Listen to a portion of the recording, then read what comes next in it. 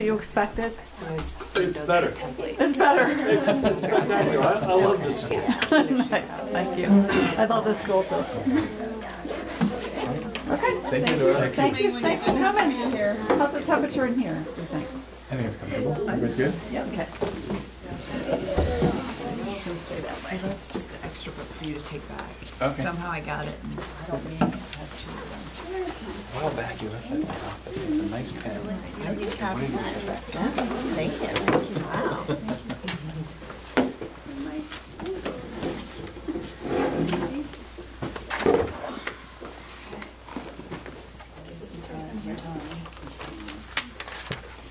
Hey, it's 6 o'clock. All right. Let's see. 1, 2, 3, 4, 5, 6, 7, 8. We have a quorum. I'll call us to order at 6 o'clock. Chris is going to take our minutes. I'm watching her type right now. All right. Is there any public comment? Okay. All right. I'll move on to the consent agenda. Is there a motion to approve the consent agenda? So moved. Andrew? Is there a second? Sarah? Sorry, who and who? Andrew and Sarah. LaPearl. All right, all those in favor of approving the consent agenda, please say aye. Aye. Any opposed? Any abstentions? All right. Next down to executive limitations monitoring. Our first action is to accept the monitoring report for 2.6 asset protection. Is there a motion?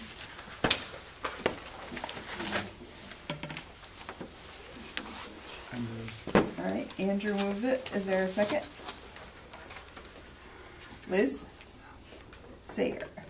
All right. Any questions, comments?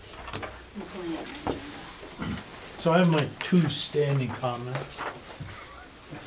Appendix C, which is underneath the facilities. I can't remember exactly, but it deals with facilities. Maintenance and safety inspection reports. Right. So there's a series of reports that gives you a sense some things are being done, but there's no comprehensive list of all the activities, if you will, some sort of summary PM system, if you will.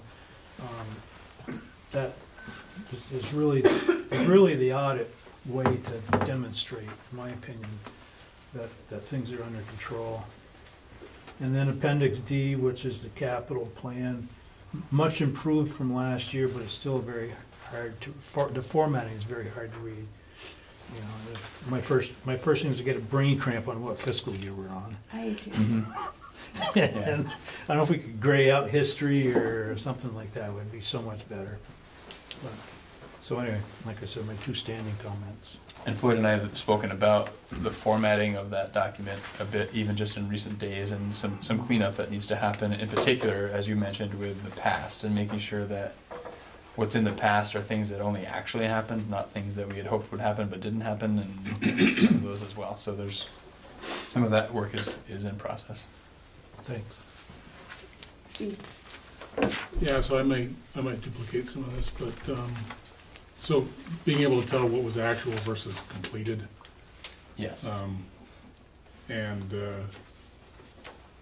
well, proposed versus actual and completed, and then at the very end, the columns, it's tough to figure out what they line up with and how they tie into either the construction $1 million that we set aside, or the capital reserve carryover, or the reserve fund itself. Hard to tell what.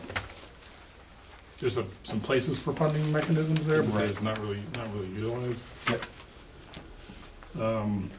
And then maybe I know Joel has done this in the past. I think he actually did it last time we were here, but to go over sort of what we accomplished this year. You know, just here's the. When you say this year, which year comes to mind for you? Like, so from this since time the last last year to time now. this report was issued. Okay. And then I thought maybe that the improvements to the mechanical maintenance might have been a good piece of evidence. The air quality process that we went through and the whole new sort of mechanical checklist. Mm-hmm. And curious as to whether there's any other checklists like that, for other topics, not just air handlers, but what checklists are there for? So that routine maintenance checklist for Yeah. whatever system it might be that we're talking Right. about. And then to Kevin's point, the inspections evidence, one of the pieces of evidence was actually duplicated. The health thing showed up twice. It's the same exact report. It was at the front and the back of that. Some of those are just proposals for inspections, but not actually any results of the actual inspection themselves. So that, it just seems like that evidence could be brushed up a little bit, and I concur with Kevin's comments on that as well.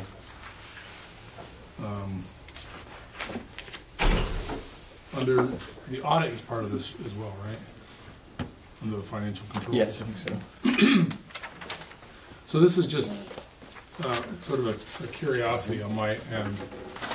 The audit is provided as evidence of adequate internal controls, but the audit itself clearly states it's not an opinion on the adequacy of internal controls.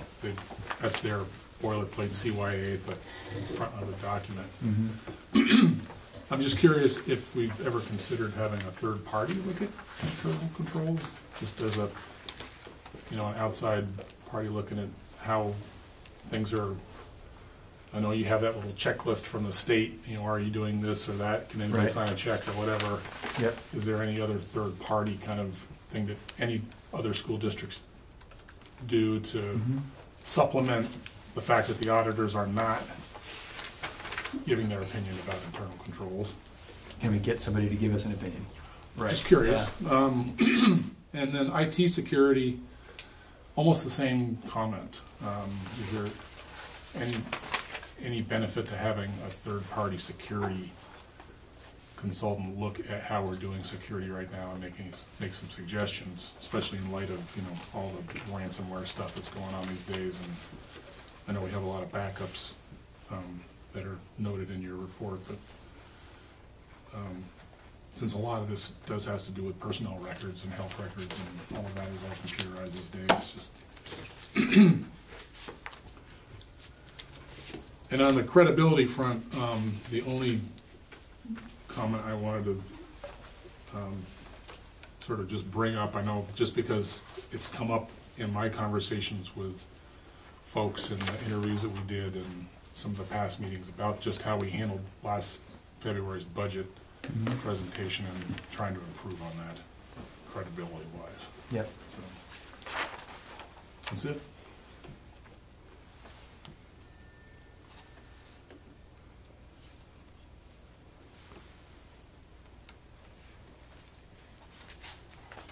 Anyone else?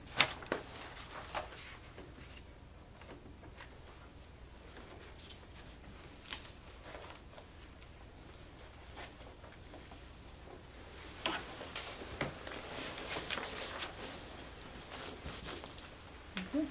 I've jotted them all down, I think. Steve, did you have the worksheet? I know, Kevin, you usually hand me the worksheet. Well, I sort of stopped filling them out because I wasn't certain they were actually being used for any other purpose than my own personal reference, so I just jotted some notes down. Okay, that's, all right. Stuff on. I'm gonna add this one. I can forward this Sure. note to you at some point. Okay, that would be great. All right. Just to make sure I captured it all in the comments. Okay. Okay. All right. So, just a thumbs up here. Based on the information provided, does the board find that the superintendent's interpretation is reasonable? Okay. All right. Does the board find that the data demonstrates accomplishment of this interpretation? Okay. All right. All those in favor of accepting the monitoring report for 2.6 asset protection, please say aye. opposed? Any abstentions? Okay. Our next item is to accept the ENDS monitoring report with the revised plan to become compliant. Is there a motion? So moved. All right, Steve. Second? Sarah. Okay. Everybody get to read that?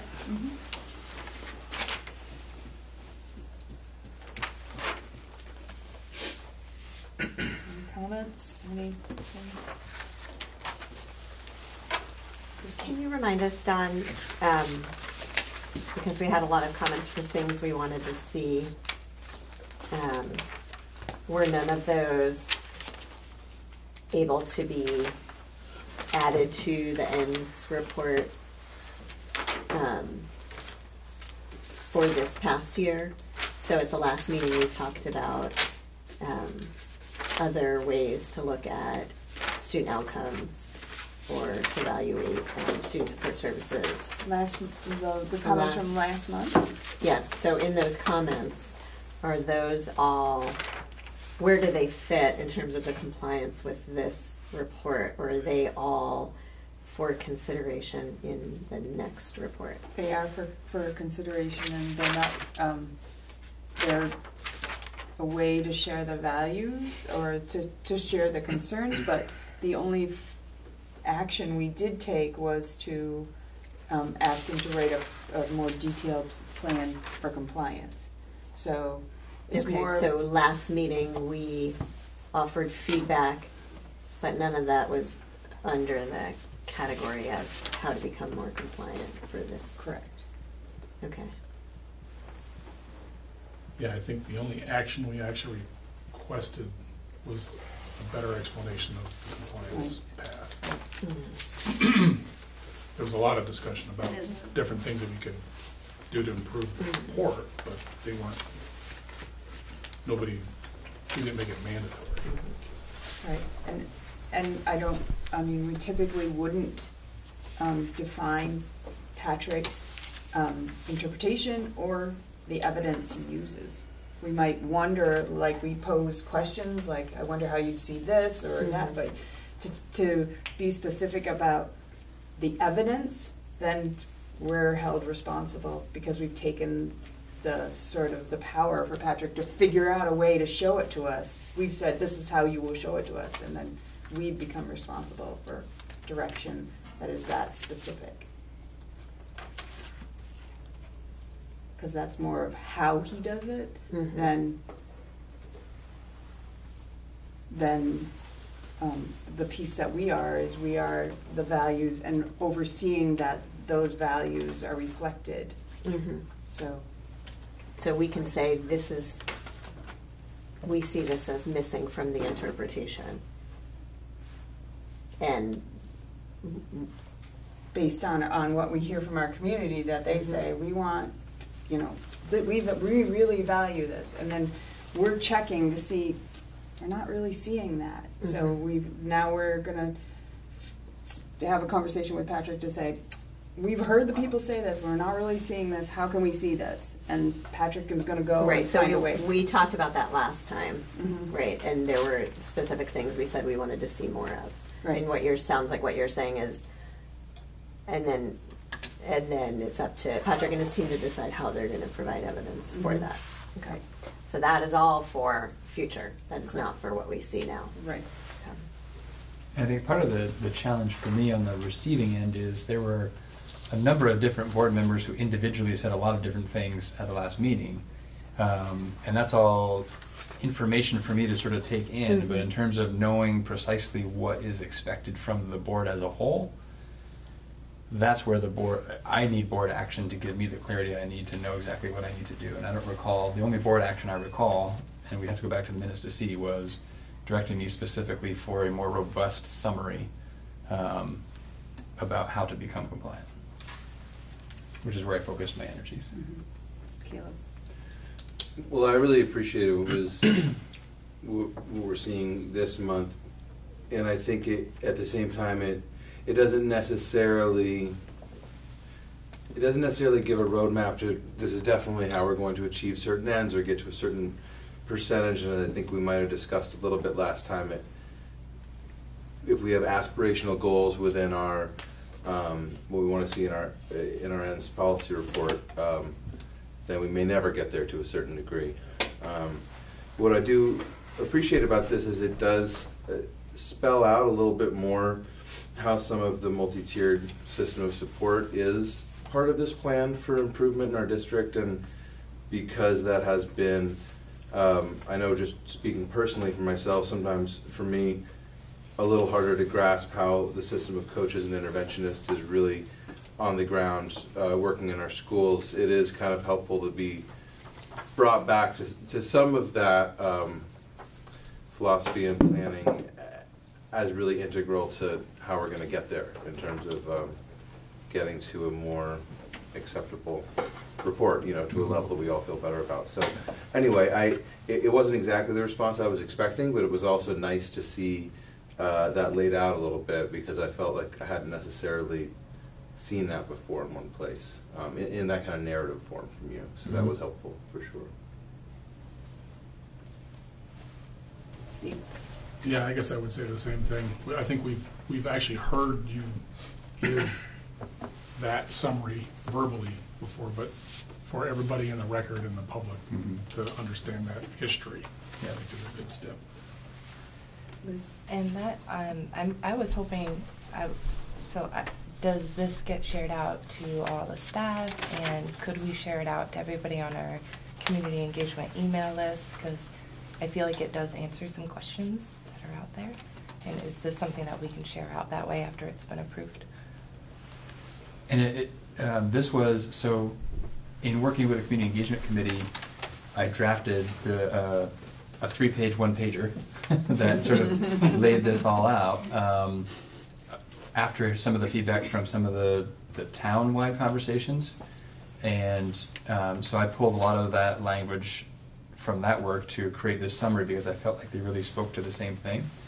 And that 3-pager was in the booklet that was distributed for November 5th, and that was in multiple locations in addition to being handed out that night, and was again in the publication that was distributed for November 20th, which I think currently sits in lots of different places, town offices and whatnot. So it's out there to some extent, and we could certainly talk about distributing it further if we wanted to do that.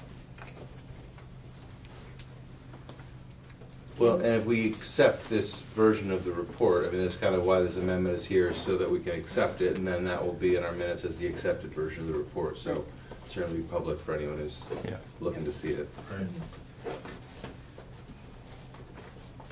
Certainly from my perspective, the more people that get eyes on that 3-page document, the better. Okay,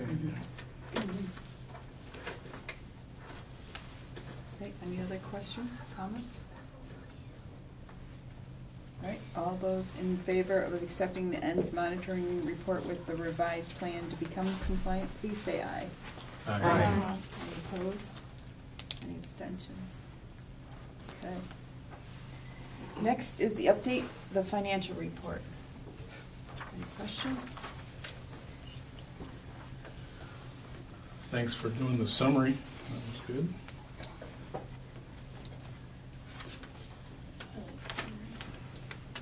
I think my standard promise to you is it's not accurate, right? It's still very early in the year. Well, at least we know what you know.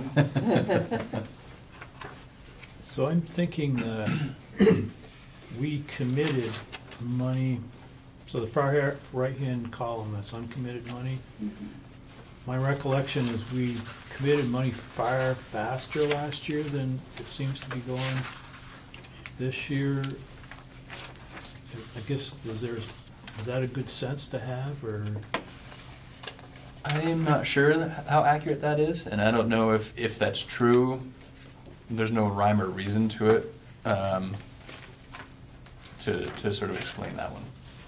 I think it's just a matter of when are we able to encumber certain things that has more of that money earmarked and less of it not earmarked for something. The note about the capital carryover, I'm assuming that it's,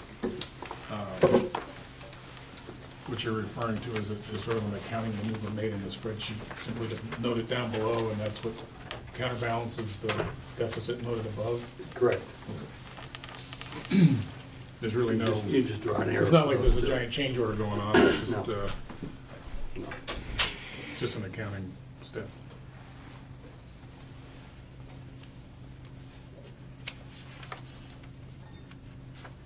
How's food service doing? I mean, I have a little trouble figuring out whether food service is on its way up or down, or is it in about the same condition About as the last same year? condition as last year. Yeah. We're In the same boat we always are. a little, with some movement getting better in terms of bringing the buildings themselves into working more with food service from an accounts receivable standpoint. That's our most dangerous position, you know, that we're gonna feed kids. Yeah. And we're not gonna hand them a cheese sandwich. Right. And, Yeah. you know, But continued efforts on the collection part, right? So trying to, knowing that's what's going to happen, and if that means that money needs to come out of the general fund at the end of the year to cover that, that's what's going to happen. But working on efforts to collect in places that seem reasonable to be able to collect. And beyond that, with the ELP program, with the scholarship structure in there, we have a designated person that works with families for scholarships, and we're looking to cross that bridge so that when they're working scholarships for ELP, we're looking to ensure that they have requested free and reduced, and that we're not missing that opportunity to better serve that family. Which currently addresses elementary issues, not necessarily the secondary high school. issues, which is probably where we're even more underrepresented in terms of people filling out the paperwork and receiving the eligibility. Right. And that's not unique to Mount Abe, that's common across the country probably. Yeah.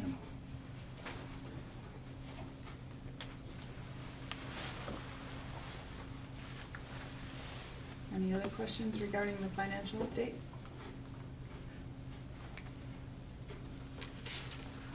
Okay, we'll move down to update on budget development. So I put together a brief presentation to just kind of bring you up to speed with what we know right now. It's still pretty high level, just because in order to really start dialing in a little more precisely, we need an equalized pupil count from the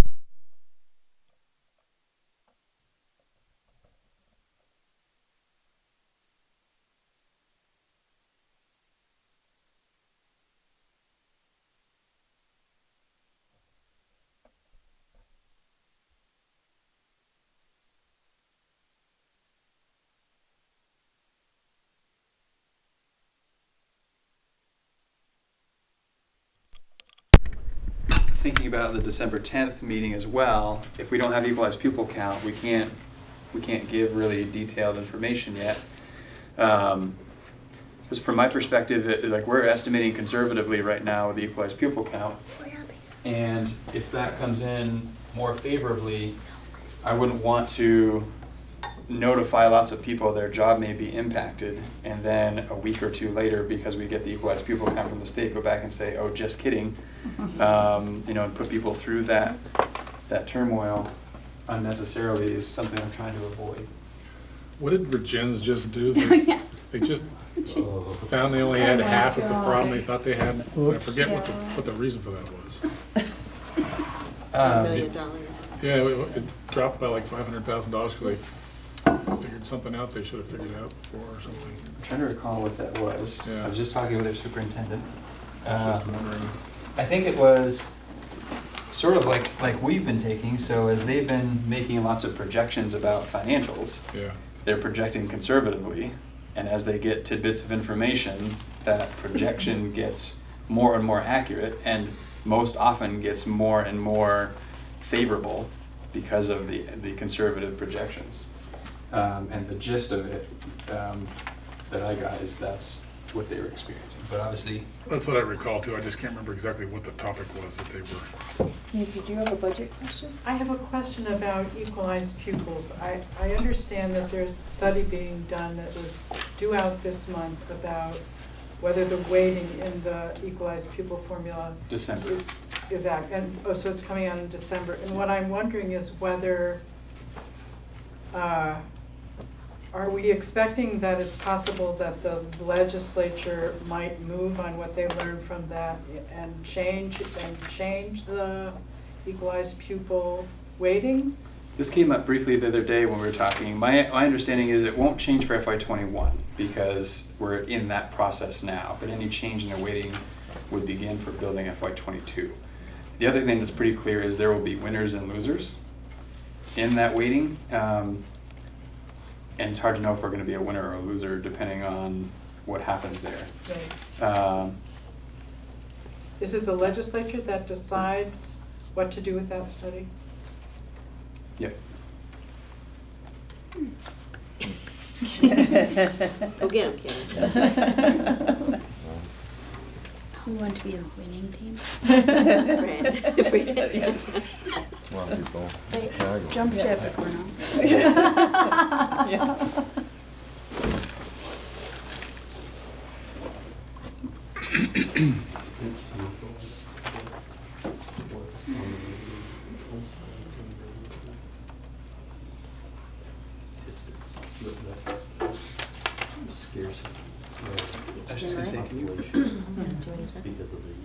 Did you give it to me? Yeah, I think it should. I'll turn the lights on. It was there earlier too. I know, I had it all ready to go.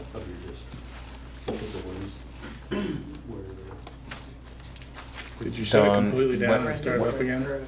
When did the equalized pupil numbers finally come in last year? Or Stupid power saver, power saver plugs. They didn't come on the pipes like they said. I mean, it's like the most important number, really, in terms of like your budget building, in terms of what's going to be facing the public. Yeah, years ago, in Moncton, like a whole year passed.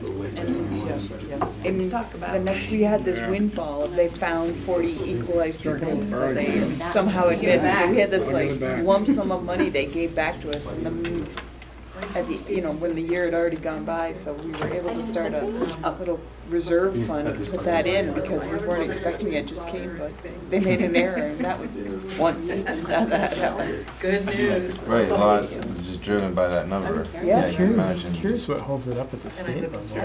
Yeah. Knowing that Thank you. the longer you wait, it puts every board. Let's give it a second to come on. on edge. Yeah, I don't understand, like, even after all these years, why it takes still so long to get that number. It's that set amount of time, and they're looking at. Because we have to send them data, right? Yep. And they have to collect it from every district. Then do their fancy We just hit I present. think Vermont does our schools tend to do their budget development fairly early in the year compared to some place. I think that's part of the crunch is that our budget There we go. development We're in happens business. And is that bright enough? Can everyone see that? early. Sean, is that good on your Some end? people wait till Okay. later in the spring in other states to. Right. Which, so I think. All right, so again, we're staying pretty high level because we can't drill down far yet. But I wanted to try to make the connection between our work around this budget and the conversations we're having as a community and thinking about our financial challenges long range. So this is phase one of this challenge that we know we're facing of trying to improve outcomes for students and doing so at a cost that's deemed acceptable by the community. I also wanted to sort of bring back to the fore the community values that have been identified through these conversations over the past couple of months. And this is, at least according to what shows up on NEAT TV, this is the community values ranked at the last meeting by the, what did we figure, 180 people or so, Krista, was that we're at the last meeting? So these are the community values that have surfaced in rank order from the past couple of months of community engagement. And what I heard in a number of times over various conversations is the recognition pretty consistently that these community values map really neatly onto our 4 goals from our strategic plan. And there was absolutely a sigh of relief on my part that that worked that way, because we're pretty committed to the work that we've done to create the strategic plan.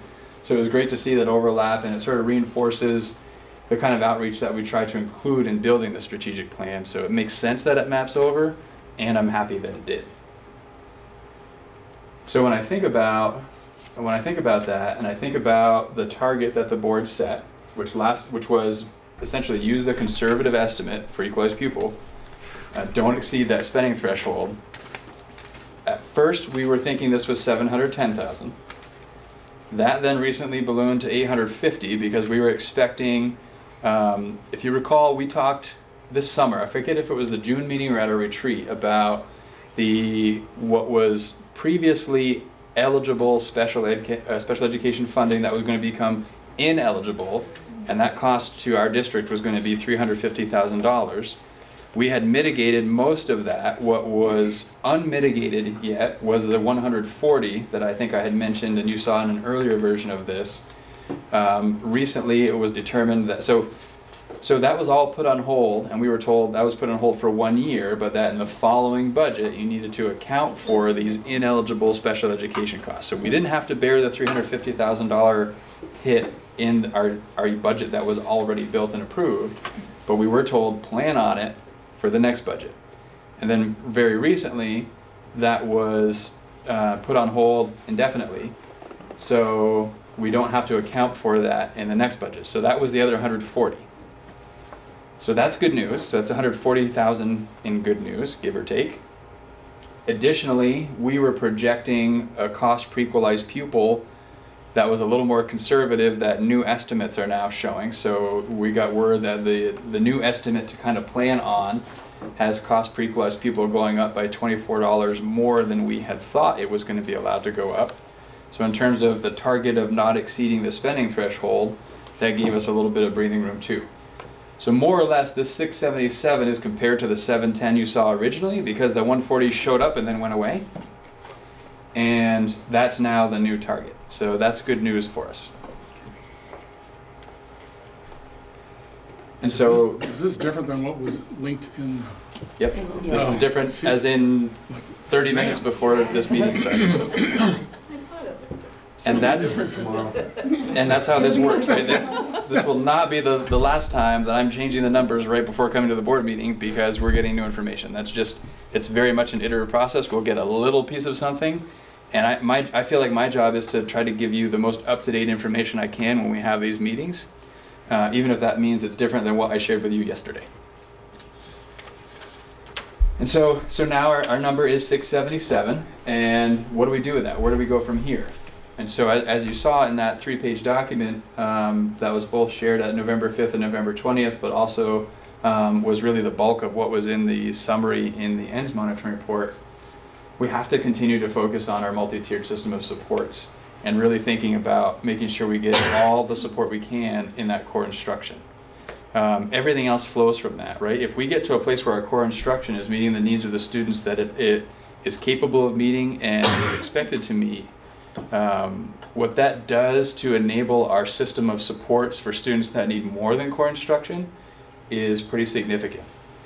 So the whole idea all along with this process of building this system has been, let's not put more emphasis on putting people into positions in our support structure for kids. Let's try to create a system that has fewer kids that need support beyond the classroom instruction. And so that's where that emphasis on core instruction fits into our multi-tiered system of support. That is the first tier of the multi-tiered system. And that's the most critical tier, and that's why we have to focus efforts there. And then, as we saw with the relationship between the community values and the strategic plan, we need to make sure as we're doing this multi-tiered system of support work that we're infusing that work with the work that's laid out in the strategic plan. And that's really the work that's underway. So these last 2 days, we had a district-developed, district-administered 2 days of professional development directly related to the work of the strategic plan, led by coordinators, coaches, classroom teachers, school psychologists, all kinds of people. We had one outside consultant, just one. For Responsive classroom. responsive classroom, right? And maybe a first aid and CPR was outside as well. Yes, you're right. But even now we know there's in-house expertise there. We have in-house trainers that can train people, so we may be not subbing that out. So developing the expertise within the organization obviously is great from a cost perspective in terms of delivering these PD plans, but I've had lots of conversations with teachers over these couple of days where this little workshop that they were in, the instructor who delivered that information to them is either down the hall or in another school in their district. So if they had a question about something they're trying to implement that they learned in these 2 days, they know the person, they're face-to-face, they're an employee in our district, and they can have a conversation with them following up. That's a little trickier if we're hiring consultants to bring this in, or if we've sent somebody out to a workshop somewhere in the state or in the country. So building that in-house expertise, it's great from a systems building perspective, and it's been really, really, really, it might not even be quite enough reallys, well received by our staff. People are very appreciative to have had the experiences they have. And this was the second time we've had this 2-day workshop model, and this looked different than the first, and I'm sure the next one will look different from today. So that it will continue to evolve and get better and better as time goes on. And it fell asleep. Yeah. Do I need to- Oh, there we go. So can I just add, what's not different from August to today and yesterday is this idea of differentiation for teachers. We're trying to create these workshops in a way that is responsive to what they're asking for, but we also know are directly connected to our 2 priority areas in the strategic plan. So it's a very, it's an exciting craft to be able to do that, right? So I know I really need help in differentiating for my 2nd grade math students, and here's what I know that they're missing. And we have an expertise in learning, proficiency-based learning, K-12 curriculum goal, right? So how do you get from this grain size to that grain size and make sure that everyone's needs are getting met and our alignment is happening? So it's been super exciting. We've got some amazing leadership in-house, not only with coordinators and coaches, but also Mount Abe teacher leaders have stepped up to take more of a district role, and administrators. We had a couple of administrators providing workshops these 2 days as well. So it's been a great balance of a lot of different folks with expertise to come forward and share with one another what they're doing, and then the craftiness of the rest of us kind of watching how it's all kind of coming together to make sure that we're also moving the collective forward. Very exciting. 42 workshops the last 2 days. Can't believe I'm here. Did people choose? And upright, sort of. Did people choose, Katrina? They do get to choose.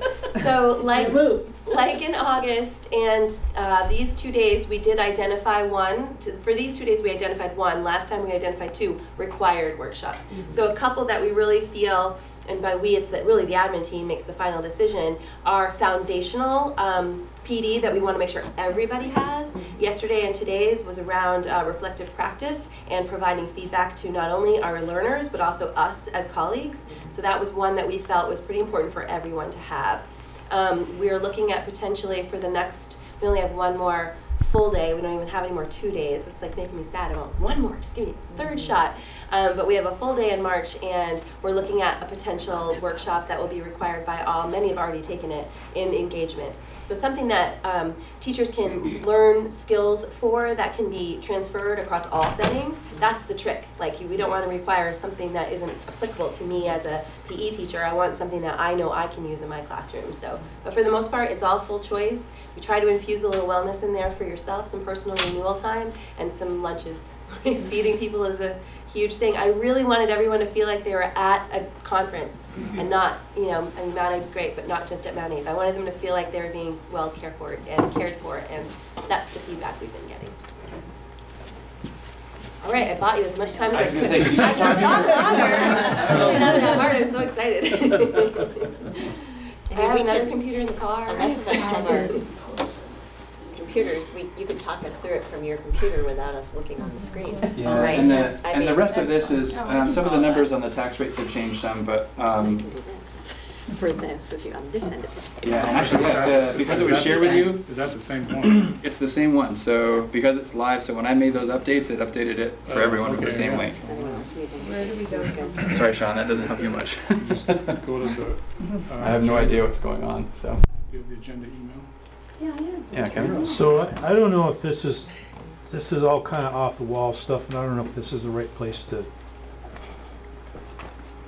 bring it up for discussion or think about, or maybe it's just like we don't think about it. But at the November 20th meeting, there was an outline of responsibilities, and one of the bullets underneath the school board was determining what classes would be in what schools, which I thought was kind of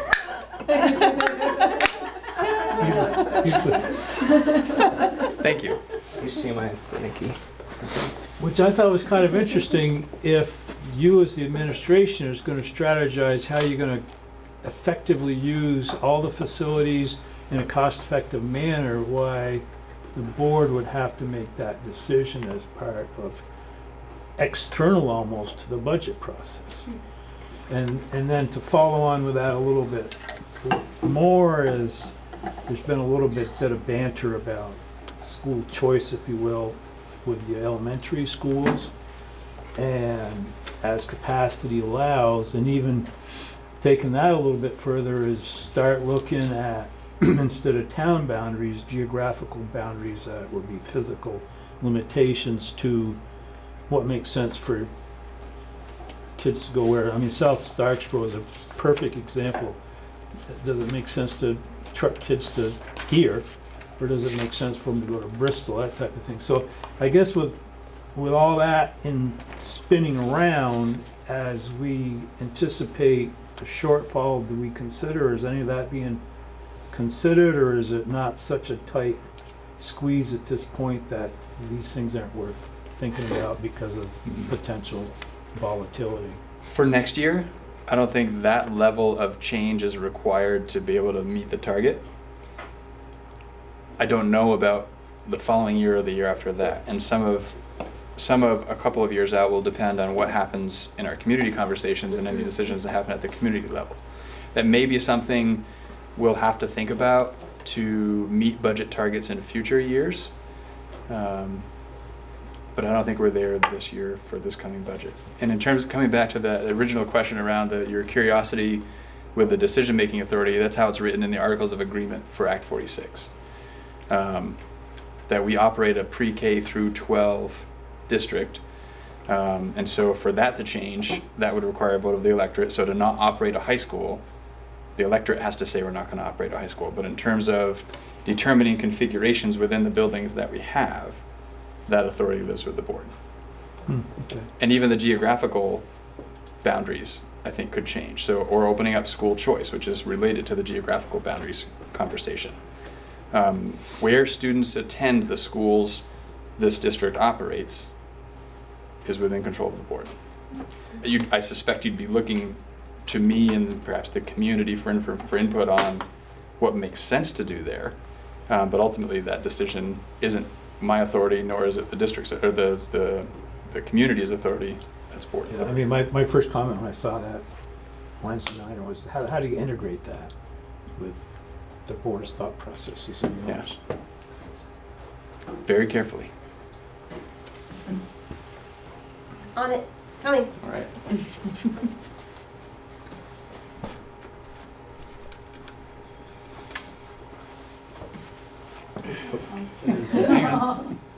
Oh, I don't know why it says that. Sean will.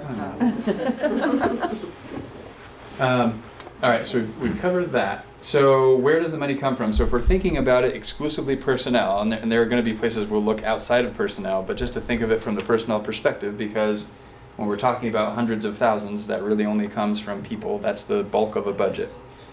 And so like what we saw the other day, what you saw earlier, if it were all administrators that we were looking at finding that 677 from, that equates to about 5.8 administrators, or 8.5 professional educators, or 15 support staff. So that's how that works. Obviously, if we were thinking about a little bit of each, that changes it. So that's sort of the numbers of positions we might be talking about.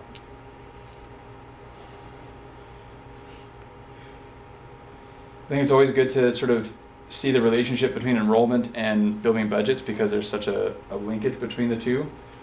And this isn't new information, this is just really parsing out the MAUSD figures from a portion of some of the presentations you've seen. But you can see we're coming off our lowest ever, and we're projecting even lower in the future. So that decline in enrollment we're going to see play out in declining Google S pupils, obviously depending somewhat on the weighting study and how that might change, which will impact what we can spend.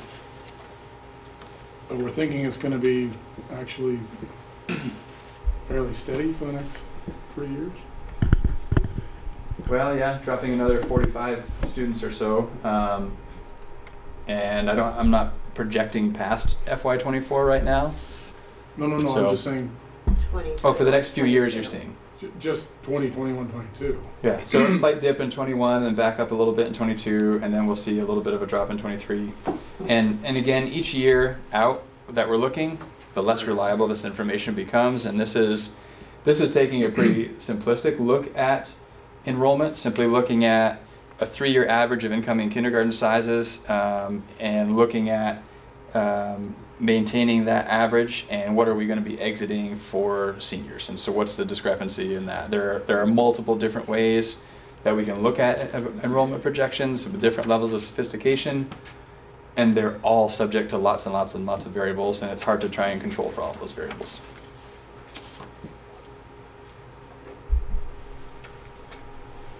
So obviously when we're talking about the numbers of students, we're thinking about staffing. Coming back to those class size guidelines that we have as a reference point is really useful. And this is drawn pretty closely from the Education Quality Standards, which is a series of rules that are used to help sort of follow statute. So this is what the class size guidelines are showing. Can I just ask a question? Sure. Because this came up at a couple of different community meetings. When you have a class that, a single or maybe a few classes that are quite a bit above the maximum average, what do we do as a district to support those classes, knowing that they are, you know, because of happenstance of that particular cohort, Right. they're way above the average? So part of what we tried to do, so as we did this work a couple of years ago, when we knew we had to make a lot of staffing reductions to hit the tricky budget target, as an admin team, we talked about, so at what point do we feel like we really have to have a second adult? Like at what point, in particular in the younger grades, thinking about K or K1, at what point are there enough kids at that age that we have to make sure there's a second adult in there just to help kind of support that classroom? And we landed on 16. So classes that had 16 or more students in them in that K or K1, we were going to assign a second adult, a support staff member, to those classrooms to support that, because those class sizes were big enough that it warranted that. So if a K class has 21 or 22, that's above the maximum average that we're looking for, you know, that when you bring in all the other K classes, the average for the district may fall under, but that particular class has more. We want to make sure that there's a second adult in there to help support that. Can I ask a follow-up? Do we have the flexibility in our system of staffing right now to be able to do that easily? Or are we stretched to find that person to fill in there? So I'd say nothing happens easily from my experience. We have been able to make sure that that's the case. If, to my knowledge, every classroom at the K level or K1 that has 16 or more students has a second adult in that classroom dedicated to support that classroom. So we've made that a priority, and we do what we need to in other places to make sure that priority is met.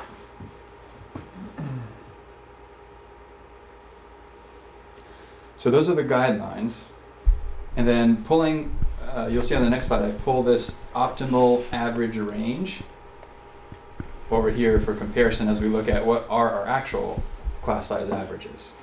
And you can see, so we didn't have the figures for this year. We had it just all K2 or a K6 in total, but we have been able to break it down recently.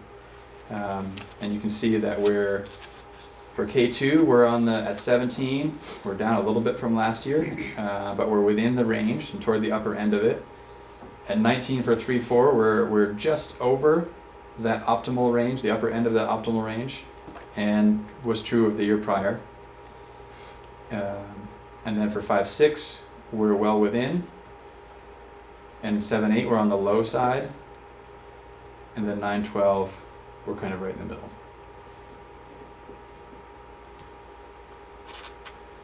So as we think about staffing and we think about things like these seem like places we may be able to look.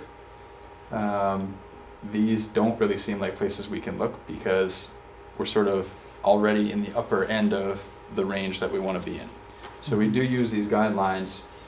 They certainly do influence the work I'm doing, building principles to try and make some difficult decisions, but staying within the average class size, within the guidelines. The only problem with that is if those are the areas you look to, 7, 8 this year is 8, 9 next year, so, and you can't really follow the bubble. Right. It's also tricky when you get to the secondary level because sometimes personnel equal programs. Right. Right? If we reduce a 3rd grade teacher, we're still going to have 3rd grade. If we reduce a science teacher, we may no longer be able to offer a science program or a science course that we have historically been able to offer. So that becomes a really tricky thing to figure out is how do we make the reductions that we have to make to get the budget target that we need to hit and do so in a way that impacts students and programming and supports as little as possible. Are you able to, so we directed you to present the most conservative based on, you know, the ever-changing target. Right. And that would require reductions, we assume. And is there a way, in the way the timeline works, for us to know? I guess we can't really know that specifically, the fallout, because that gets into personnel. You know, I guess I'm just wondering if we would contemplate a higher budget target if we knew it meant not just numbers of people, but programs. Exactly. So that's my plan. You know, like as specific as you can share, because I just wonder when the community has a better idea of what actually it might look like on the ground, what their capacity would be for a slightly higher tax rate. And we might be able to be freed up to be a little less conservative. Exactly. And so where we are, I could do that now with the information we have in these conservative estimates. The challenge with that, in the absence of having at least a preliminary equalized pupil figure from the state, is if we don't know, we're going to plan sort of conservatively and safely. And so what I would be sharing with you as potential impact on programming and personnel and kids will look a lot different, because it's going to be a scarier number because we're being conservative. Rather than put the community, you as a board, myself, staff, everyone through the ringer based on really conservative estimates right now, I think it's better for everyone to wait a couple of weeks, get the preliminary equalized pupil figure, and then from that drill down into a place where I can tell the board what's the impact on programming in doing this, what's the impact on kids in meeting this budget target. That gives me then, my goal is always to make sure that when I'm talking with the board, we're a small enough organization, if I'm talking with you about programmatic impacts in science at the high school, people can connect the dots pretty easily to figure out which personnel specifically are impacted by what we're talking about, even though we don't use a name. So I always anticipate, this is what I'm going to share with the board, these are the dots that someone might be able to connect. I think it's critically important that a staff member hears it from their immediate supervisor in person if their job may be in jeopardy, and people may connect those dots at a board meeting, at a public meeting. I don't want them to find out about it by watching the TV. So those are all the actions that happen behind the scenes ahead of a conversation at this board table about program cuts and things like that. So you wouldn't be talking about a level of detail here that implicates someone that doesn't already know they might be implicated. And that's really simply waiting for the equalized pupil figure to get to that. Right now, at this high level conversation with these conservative estimates, starting to think about what that might be. And then if we get potentially some good news from the state, which happens from time to time, we saw some of it tonight, then it's easier to sort of dial back those plans and actually enact that once we get those figures. So that's just sort of the unfortunate, and what's unfortunate for me is my goal has always been earlier on in this process to give the board that kind of detail. And I'm always bumping up against the reality of not having the equalized pupil figure that is so critical to doing so. And especially in difficult budget times, trying to be super sensitive to what we share with whom and putting people through some really difficult times unnecessarily. And that's what I fear would happen if we jumped into that now.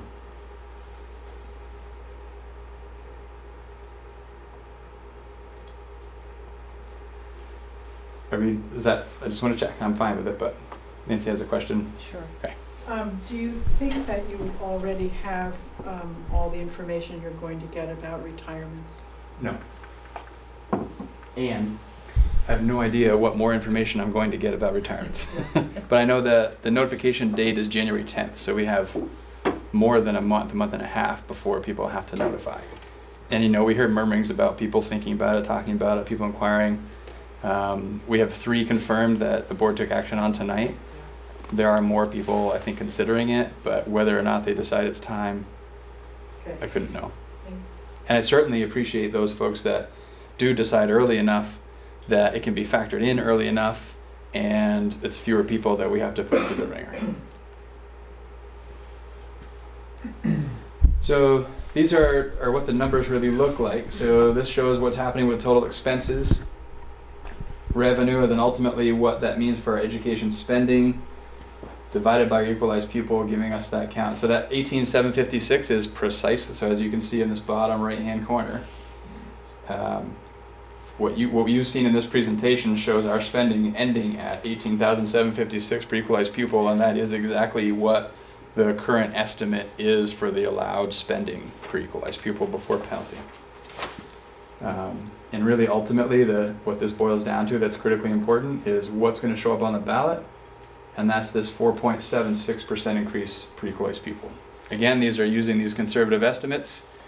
I think that's probably a higher number than any of us wish was going to show up on the ballot.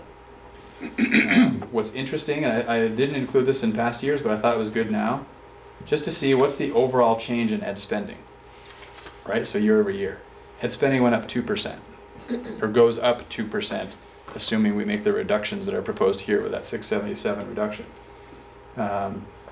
I think most people going to the ballots and seeing a 2% increase in ed spending would think we're being fiscally responsible. People that see 2.5 times that might question whether or not we're being fiscally responsible.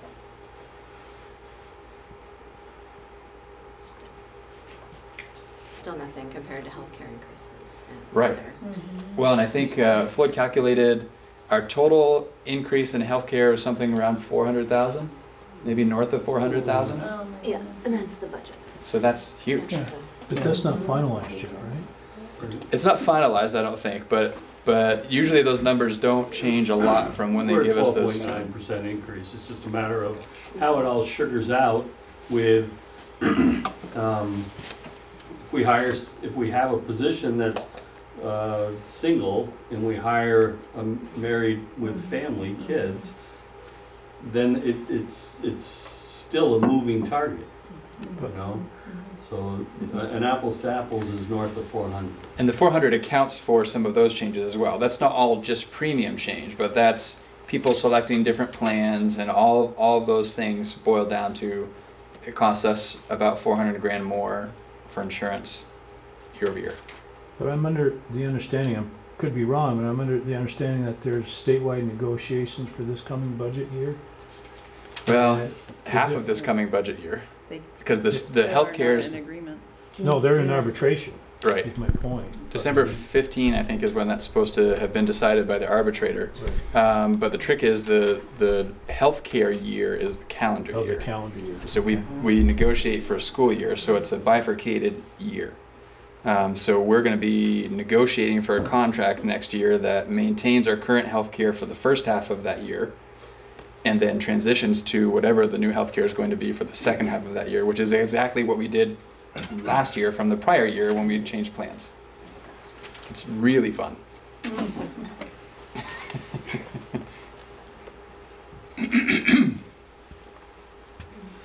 So then the question becomes, so what happens to tax rates if this is our spending, and this is really getting to the nitty-gritty and what's happening in people's sort of checkbooks.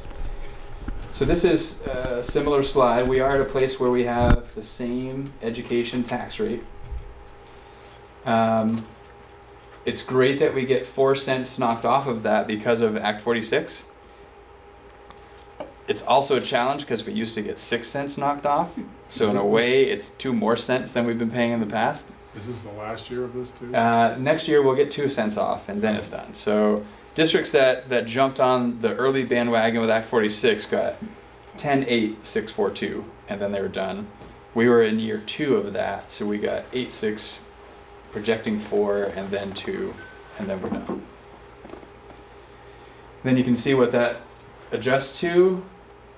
Factoring in CLA gives the property tax rate for education for each town. That's all fine and dandy. What people really want to know is, what's it mean for me? So these figures are showing with this decrease, and these were just updated again right before Joel left the office, or Floyd left the office to come here. So per 100,000, these are the estimates in terms of how much more people will be paying in taxes with this budget. If you're not income sensitized. Right. So this is, I should say, this is what you can expect to pay for the 1/3 of the state that pays based on their property tax value. And the other 2/3, there are 7 levels of different income sensitivity. So it becomes super, super, super complicated to show something simple to people about how this will impact them if they're paying based on income rather than based on property value. So though it's not true for 2/3 of the people, this is the way that people can wrap their head around what's the impact on taxes if this budget were to pass. And important to note, this is projected. Again, these are estimates on top of estimates on top of estimates. The reality is the yield won't be set until the summer after all budgets have been passed and the state knows how much money do we actually need to generate. Then we can figure out what we have to set the yield at to be able to generate that amount of money. So I always make sure to say that many times because some people say, you said it was going to be, well, we projected it to be. And is our county or our district similarly 1/3 and 2/3 as far as statewide? I haven't seen information specific to our district, but I have no reason to believe that we're any different from the statewide. Our demographics are not skewed dramatically one way or the other in terms of if we think about free reduced lunch as an indicator of income sensitivity, we're around 33 or 34% as a district. That's comparable to Addison Central, which is the Middlebury area. I'm less familiar with Addison Northwest, but I have no reason to believe that's an outlier in the state. Well, and also, I'm a renter, and I just would note that this doesn't mean that your rent won't go up $60 this year. Yeah. So no that doubt, renters you pay might this. have income sensitivity, but if you're a renter, you're not. That doesn't really. Yeah, chances are the owner of the property isn't eating the tax increase. They're passing it on to As a renter, you're renters. penalized because Sure. you don't get the homestead. Right, you don't get the benefit, but you're likely paying some or all of the tax. So I just did the numbers for a $250,000 house in Moncton. It's $1,277 a month. At this rate for someone that's paying 100% of their taxes. That's so at a $250,000 house, I don't know what the average house in Moncton is. Somewhere around somewhere there, around that, maybe a little higher, but so it's less than $13 a month. So More. explain more, Mhm. right? But explaining it that way to people, I think, is a little more manageable than numbers and percentages and whatever. So $13 a month, Well, that's fine for someone that's got $13 a month, but Right. when you're in a Right. low-paying Well, I job completely and understand that, you don't, all that I mean, kind of I stuff. completely understand that, but I'm just saying, that's a little more manageable of a bite. And if you can't, but that's only people paying, the 70% of people in our district that don't pay it, that's 30% of people in our district that are paying full ride. In Moncton, it would be about $13 a month. And my guess is that that 30% of people can probably afford $13 a month. Probably. Maybe not. If they can't, that's awful. But so I don't know what percentage of people in Moncton won't be paying that $13 a month if their house is $250,000. So I understand that, but that doesn't sound like all hell is going to break loose to pay $13 more a month for most people that have to, of the 30% that are going to pay full ride if they have a $250,000 house, and then we can extrapolate up from there. But I would say that my neighbors generally, that's the probably how much their houses are worth, if not less. So I'm just saying that, and I completely understand what you're saying, but it's not like we're saying $100 a month or $50 a month, you know, that kind of thing. Just wanted to make that point.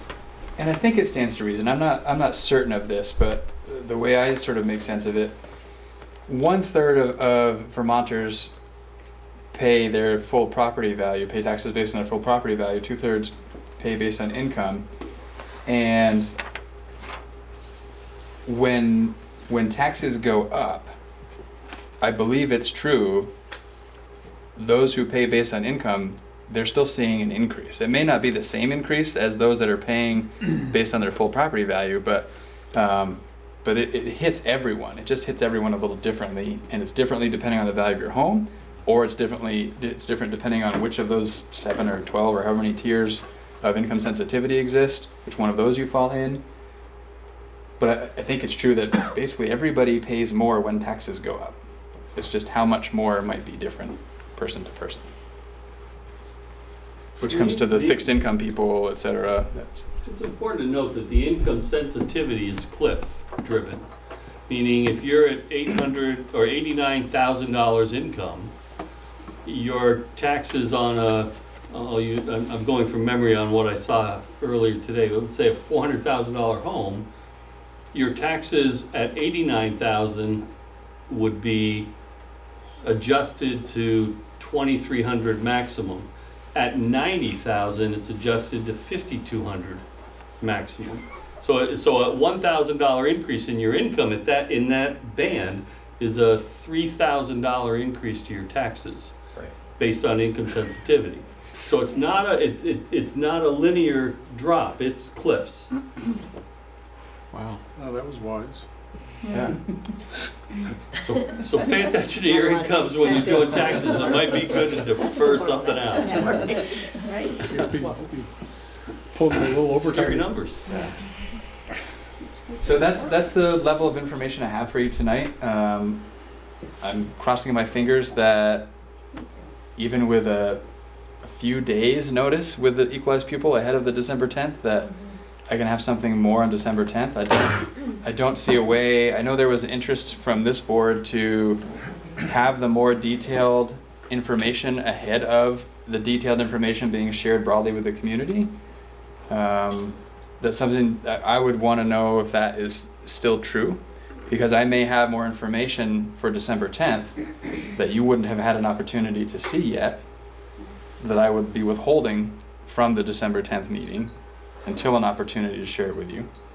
Or everybody can see it for the first time altogether on December 10th if I have the information I need to dig a little deeper and get more specific. So I just would like to know from you all what your desire would be for that December 10th meeting. But if it's a presentation like this, we could be set ahead of time, a day ahead of time or something? No. Well, As you much just ahead of time as I changed can is the that best I can before. give you, because I don't know, I may get information that day that changes the presentation. So just because that December 10th is right in the window of when we might get equalized pupil, and that is, of all the figures, that's the figure, right? Equalized pupil count, because that drives everything. But you're saying you think it's going to show up on the 15th now, right? Between the 1st and the 15th. Between the 1st and the 15th, the direction I got today from Brad James at the Agency of Education is we're leaning closer to the 15th than the 1st. So it might be that the 10th is this same presentation because that's the information we have. And if we get, like we got the slight change in the allowed spending for equalized pupil, we may get some other little nuggets like that that are not equalized pupil, and we can adjust accordingly to that. That's probably less of a concern, but. Okay.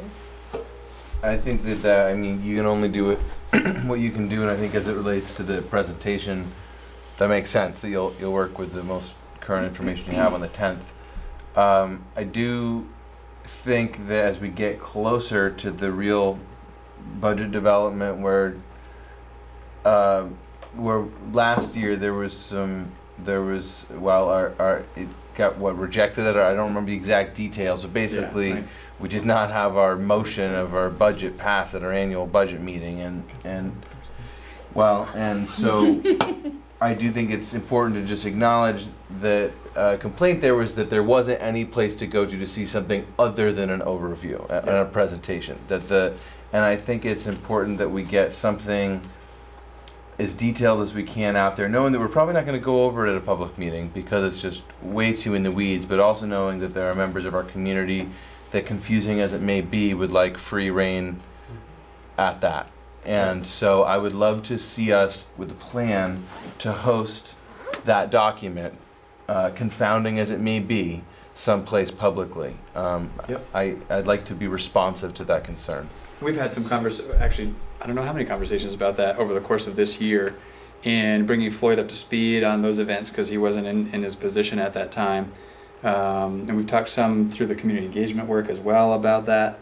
So that's definitely something that's on our minds, and trying to really look at what is the right level of detail, because there are a lot of different options on the amount of detail that can be provided, and what's useful, what's confusing. Right. The challenge being, how do we, whatever level of detail, how do we make it an apples to apples comparison?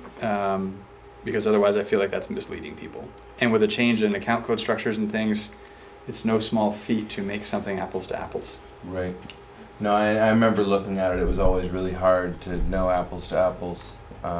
Sorry, Kristen. I think. No, I think Sarah. I totally agree with Caleb and think that you should present whatever you have the information about at that time, and that I think transparency builds a lot of trust, and I think we need to have that when we're going to be making some good or hard decisions. And I also agree that I really want to make sure that there is at least a cohort of the board that understands the budget this year, and I don't know where is the place to put that in or to ask for that, but I think it's really important that a lot of us, or enough of us, have had our eyes on every single spot and are fluent in it, and then that will help with the cause as well. And I also agree that both ends of that document should be somehow available and with some language attached to it, or Can you say both ends of that document? like the short version, the summarized version, and then the in-depth version of the budget, just because I think it adds to the transparency. But thanks. Krista? Yeah, I guess I was thinking about what our goals are for the public engagement, and that would help us inform how we present it. So can you remind me if we said for sure we're going to have 2 budget information meetings, or did we not say we would have? So we have the one in December, and then we have our annual meeting, which is in February. Right. And so I was thinking if we were having 2, this first one might be more just sort of a general contextual meeting and gathering input. I mean, if it's a true engagement, it's not just presenting, it's gathering input, right? So that might free us up from having to be worried about the level of detail. But I didn't know if we had that January scheduled. So that was the first thing. And to Sarah's point, and I've mentioned this to you guys as well, and I agree that as a full board, we need to be conversant in aspects of the budget, but I think it would be really helpful for trust and for transparency if we had some folks who could speak more to the level of detail that maybe we all don't have the time to engage in the number of board meetings we have about the budget. Because I don't think it's great if none of us can answer any of the detailed questions, and I know it's a little tricky with policy governance, I understand that, but it's a really important part of what we're responsible for. And I just don't, I want to be as prepared as we can be. And I think that, similar to how we've done community engagement, like making sure we're doing it really well, has meant all board members participating in some degree, but several board members working on it more specifically. So those are my thoughts about that. Andrew. So you're looking for a directive from us, Patrick, about how to proceed with this?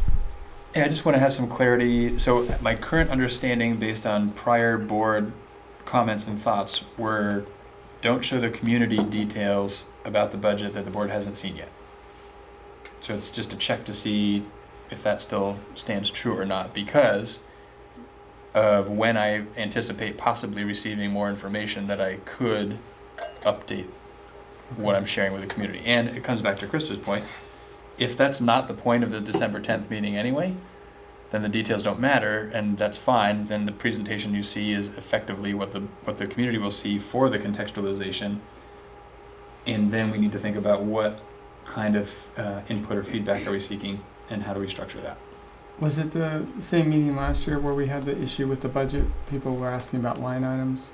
Or was that? That was different. That's the annual. That's the annual, meeting. but Okay. different than the December one. Yeah, okay. I think it was, I don't know if it was the last meeting or the one prior, when we talked about having these community engagement, community forums, community engagement around the budget.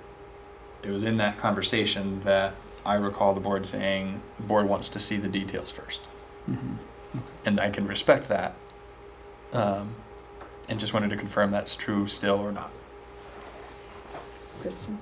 I mean, I don't mind if they're contemporaneous, if they both happen at the same time. Because we could, I mean, I think just getting numbers out is important. I don't know why us seeing it, we're not gonna, if we don't have a meeting, we're not gonna be experts on it right away anyway. I mean, we're talking about the March meeting that we, or the February meeting, where we want to have all that information to explain. These are just, yeah, informational meetings. So if we get information as when the public does, it's fine with me, but it depends on what the group wants to do.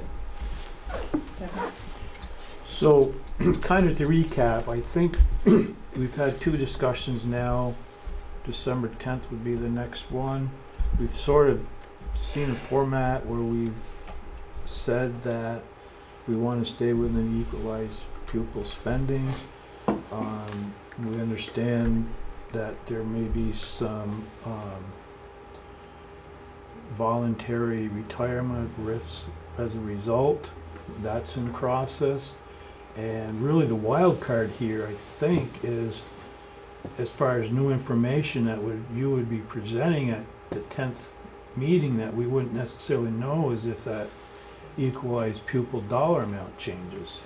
And then the resulting shift of that delta number being greater or less or the same, which I guess I concur with everybody, the people that have spoken already, that doesn't seem like a big deal to me in this situation to afford the most recent information or the most current information to be talked about, as opposed to we start down this path and all of a sudden we end up 180 degrees somewhere else because of something. For me, it's more, I agree with what you're saying. And for me, it's more the dominoes that fall once we get the equalized pupil. So to show this is how much our equalized pupil changed, and here's the impact and the amount of money we need to find, staying high level there isn't that big a deal. But what that equalized pupil figure will give me is the information I need to then start looking at. So what then really are the reductions we're anticipating? What are the programmatic impacts? What does this mean for kids? And obviously there are multiple layers there of information that I would be more prepared to share. Potentially, if I had a week let's say the 5 days or so prior to December 10th, we get our equalized pupil figure. With the pre-work we're doing, I'd be able to provide some more of those details about programmatic impacts, etc. I don't know if that level of detail is acceptable to see for the first time together with the community on December 10th or not. So Steve, and then I'll Well, I was curious, what would be helpful as feedback from the board, aside from just knowing the timing of the information. I mean, the one slide up there to me that we might weigh in on is the educators versus support staff versus administrators. That seems to be really the working slide in terms of how you're going to get to point B. Is it helpful to have people's opinions about which end of that spectrum we want focus to be put on, or is it really more of a means thing at this point? I guess I would say, with all due respect, no, that's not helpful. Just because of the depth of knowledge you have to have of the system to know the impact of any one of those positions. And you're just not in a position, it's not what you do all day, every day, to know what that would mean. That's my job, to help you know what it would mean. So as I'm going to make a recommendation for X number of different kinds of positions, I need to be able to inform you what that would mean for kids and justify why it's those positions and not looking at different, at other positions relative to building our system of supports that I talked about before, focusing on core instruction, tying to the strategic plan, which overlaps with our community values. So the slide really is more of just a general sense of the impact rather than exactly for us to respond to. Yeah, to just give you an idea of the numbers of positions we might be talking about. And then my second comment was, are we at the point now with a couple of budgets where we can do kind of a year-to-year comparison with cost codes and stuff, or is it still we could do that for 2 years without lots of work, because we had the same account code structures for last year and this year. The year prior to last was a different account code structure, and a couple of years prior to that was maybe even different. And then there were questions that surfaced in the community engagement about why can't we see spending over decades like we saw enrollment over decades. Now we're factoring in different account code structures, different systems that we no longer have access to. It's kind of a mess in terms of the retro data on spending. Right, but if somebody wanted to look at last year's spending levels for erasers, crying out loud, yeah, and see what we're spending on them this year. Yep. Last year to this year, as whatever help that would make to those people and how comfortable they would feel with the budget, they could actually look at that. We are in much better position to give a year-over-year apples-to-apples comparison in building this budget than we were building last year's budget, or this year's budget, I guess, the one we're on. Caleb?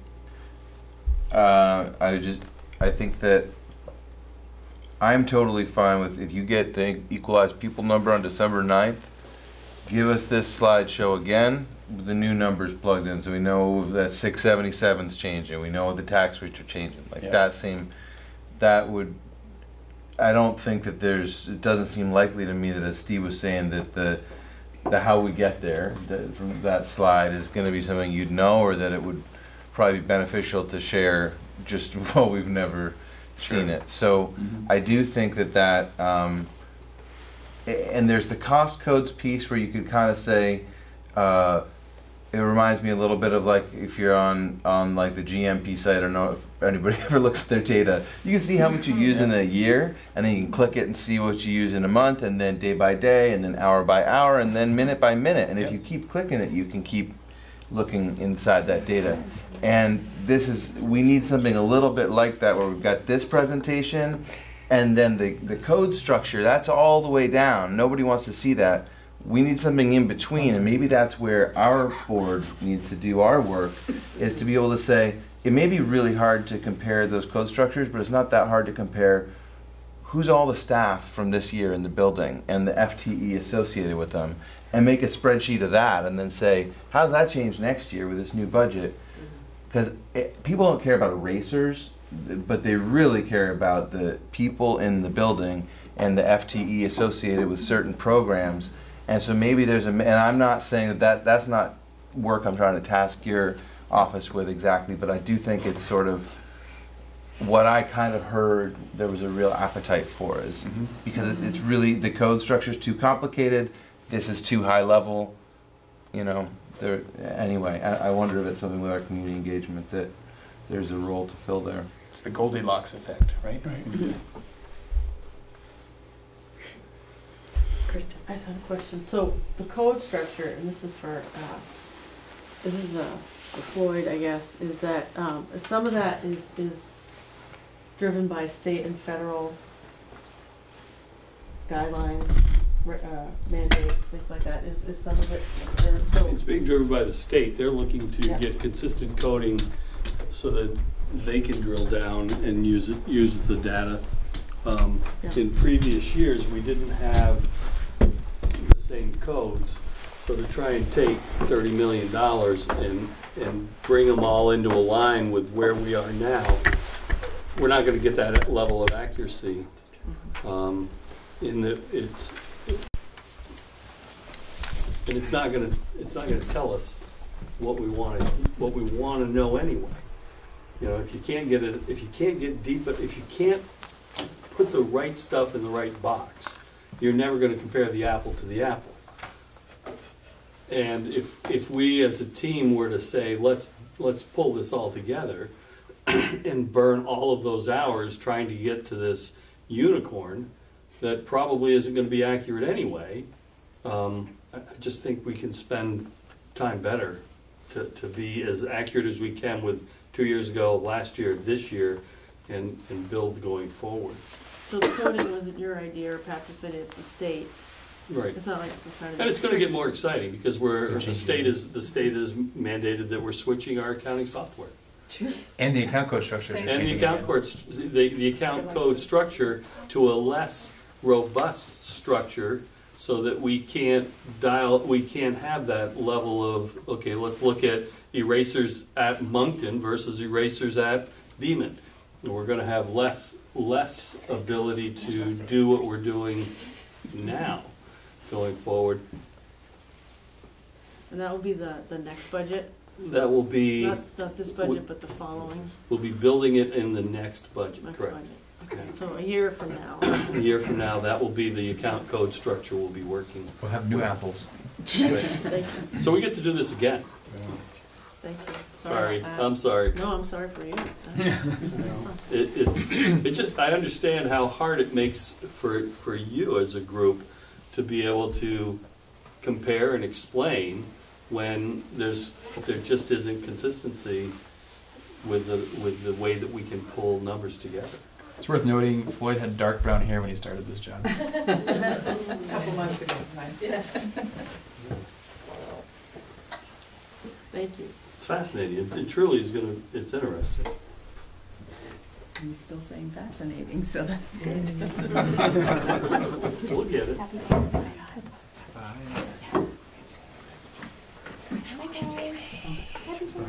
Nancy, did you have a question? Yeah, in terms of December 10th and also later, I mean, I think, speaking as a community person who came tonight, if I thought there might be new information on December 10th, I'd be more likely to come, and I'm probably not the only person who looks at the agenda and looks at the PowerPoint, so it sounds like you may be able to provide whatever new information you have.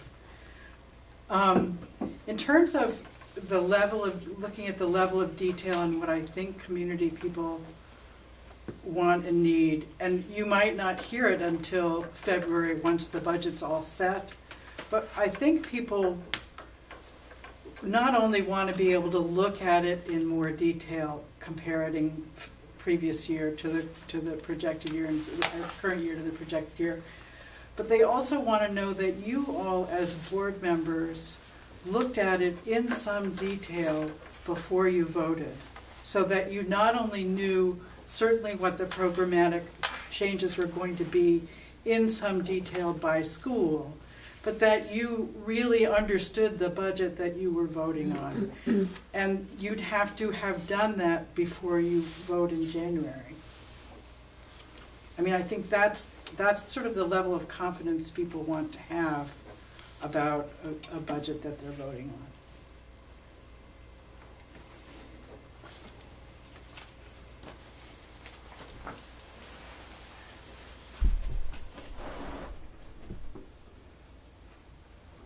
Do we want to do a thumbs up or something on the, Yeah, new information on December 10th? I think that's the pertinent. Is that enough, or do you want direction? Yeah, I just think if I come back to what Caleb was saying, and maybe that's what we can do the thumbs on. Or we can make a Updating, I'm okay with the thumbs, but I'm just, because there are grain sizes, right? So if the message from the board is share new information if you have it January 10th, that could include programmatic impact. December 10th. December 10th, sorry. That could include programmatic impact. What I thought I understood from Caleb's point, which I think maybe is what we could thumbs up, is because it seemed, just reading body language, I got the sense that going that deep into details on December 10th maybe doesn't make sense. But going into the, like, updating the numbers based on equalized pupil is an added layer of information that is acceptable. So if I'm reading body language properly, then if we're doing the thumbs to what Caleb said about updating the numbers but not going deeper than that on December 10, then I have the clarity that I need. Otherwise, we need a motion that does something different.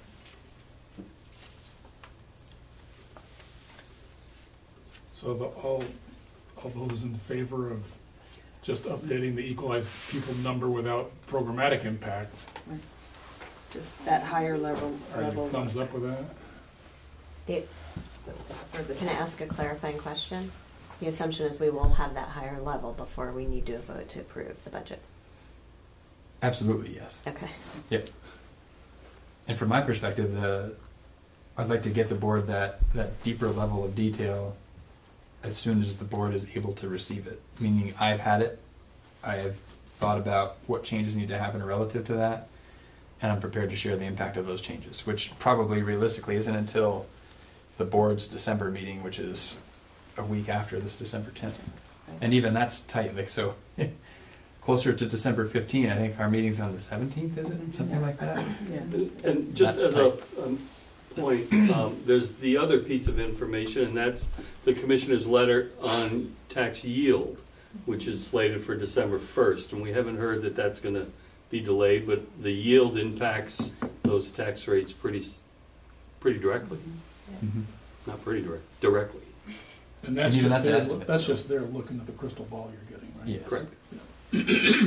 But it's the one that we'll use That's your until May when they give us the final number. They're going to basically estimate the percent increase as a state on education spending, and that's going to drive what the yield will be, and then they'll actually get the percent increase on education spending, and that will officially determine what the yield is. When do they solidify the penalty level? I don't know what that That's date is. We got a the projection, an threshold? updated projection. I'd say the number that we have is pretty solid. Notwithstanding, the legislature always has that ability to change anything. But historically, once that number has come out as it hasn't been changed. Okay, so that's already come out. That has come out. That's the number that we got to the 677 Okay. number with. All right. And the reality is, at the end of all of this, I mean, we voted last year on the tax rate, and I'll use Bristol as the example. By the time we got to the yield at the back end in May, it was a 1 cent difference on the tax, an increase. So even regardless of what we voted on March 2nd, until that yield comes out, that's what sets the rate. So even with the best crystal balls and waiting as long as we can, in May, our number could change. So just to Just clarify a what we're nice information. doing with the thumb thing, so it's either whether we do just the numbers change and you present that. Because you were saying one of the reasons not to go into a much deeper level programmatic change is that people would start to make connections about what people might be losing their positions, and we're not ready to go there yet. Right. Okay.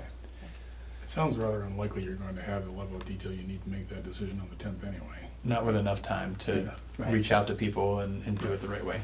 Yeah. Yep. So I thumbs up for that one. So I'm all set. So it's basically the same presentation with different numbers. Yep. Possibly, better numbers. Hopefully, better numbers. Better Exactly. numbers, yes. But I'll just put that in a motion. Better It has to be better by Better December numbers. 10th. And I was thinking, so Yes. maybe at the next meeting, we could see if we want to create a small committee of people that wants to dig in deeper. Is that how we should do that? And they could have an, I'd like to think about that before we determine whether we're gonna develop another group. Because I really think that's work that we should all do as a whole, not just a small group. I think that's the whole, we all have to bear that load.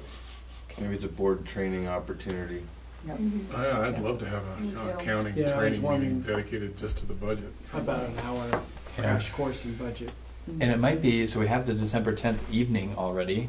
I think we've anticipated an hour, which I think if we're talking this level, an hour seems reasonable to present some information and get some input from the community. We could, on one end or the other, tack on another hour or two for board education around budgets, all things budgets.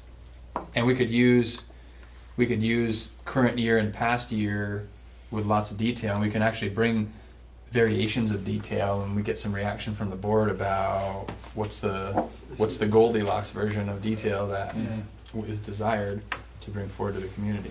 So wrap that all into. And I think we have to plan at that to put a question out to the community that attends it so that we gather some information and can base what we do next on the information we get from them.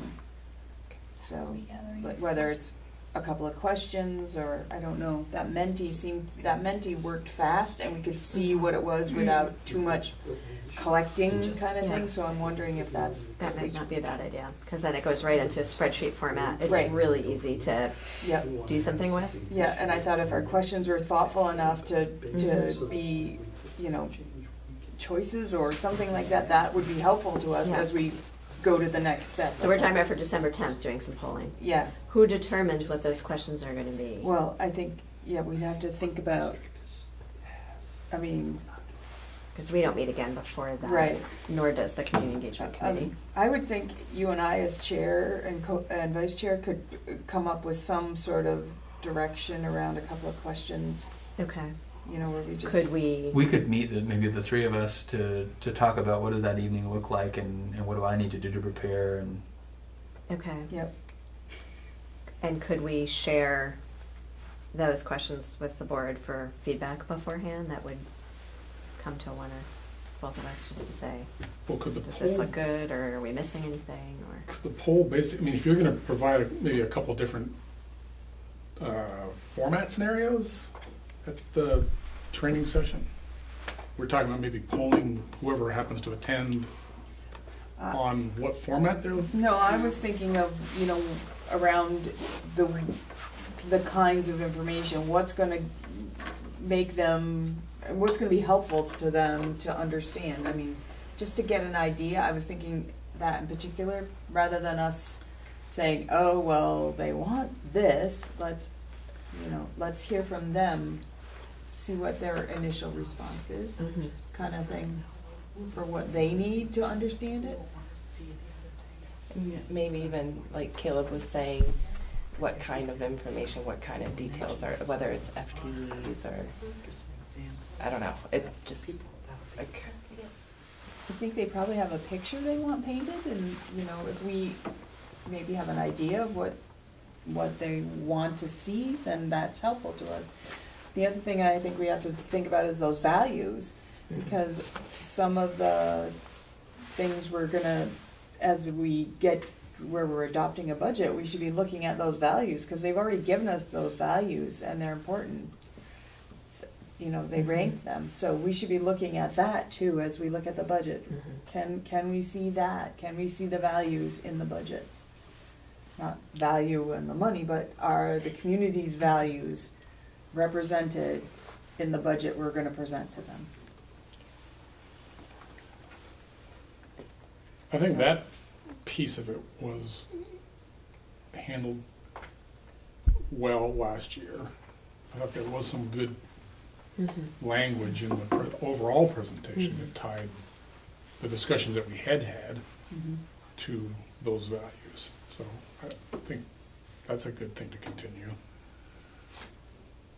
But I think also, I mean, I know when I'm presenting to people who don't have they may think they know what they want to see, but they don't really know what the possibilities are. Having some possibilities put in front of them, having people react to that sometimes is more of a creative process than having them try to come up with that other, you know, on their own. That's what I was just saying. If you had 3 or 4 different formats of this, it might, even if that's not the end format that you end up with, because people's reactions to it is X, at least you have that reaction. The reaction can be more helpful sometimes than... Right, and that could be like those samples that I sent to you. I mean, maybe we just show a couple of slides from those samples and say, is this what would be easier for you to understand when you're looking at the budget? And start from there. Maybe then somebody would come up with something. Okay, are we good, everybody? Did we finish with our thumbs? Yep, yeah, we did. He said he would. I think I have what I need. Okay. Right. And I just want to check 2 other things that I think just happened. I think we're going to connect about the 10th, the 3 of us. Yep. And I think we just added some time to the 10th for this board. Yes. And I'm guessing, so I think we're scheduled 6 to 7, 7 to 9. Less than 2 hours, and we're not going to get too deep into what you want. Wow. It's going to take a couple of hours. And community members can attend that also? It'll be a public meeting. It's a public meeting. So if people want to stay to get the same information? Yeah, I think we'll want to be mindful of the intent there is to educate the board. Right, so it wouldn't be a lot of back and forth with the community because we would have a short time, so it would be, they could certainly. But for transparency, they could just. Right. They could listen in and hear what we're, but. I have a couple of old college accounting books I can bring with me. What did you just that Sarah said something about dinner. Could we do that? Could we have pizza? I don't mind paying for that. Yeah, I'll kick in $5. Just it would be lovely. Sure. Yeah. Yeah. Thanks, Sarah. Sorry. Katrina talked Katrina about left lunch at school today, and that's right. I totally agree with her. All right. Help me remember pizza. I'm counting on you. All right, moving on to board management and governance, we have an action item to accept the monitoring report. So we're going to start with 3.14, monitoring the superintendent's performance. Is there a motion to accept 3.4? Did I say 3.14? You did. I'm sorry, I'm very tired. So I had trouble. 3.5. Wait, we need a motion. I'm still getting this. When I tried to click on it, it didn't come up. Huh. It just says it's document lookup failed. It's possible the document was deleted. Oh.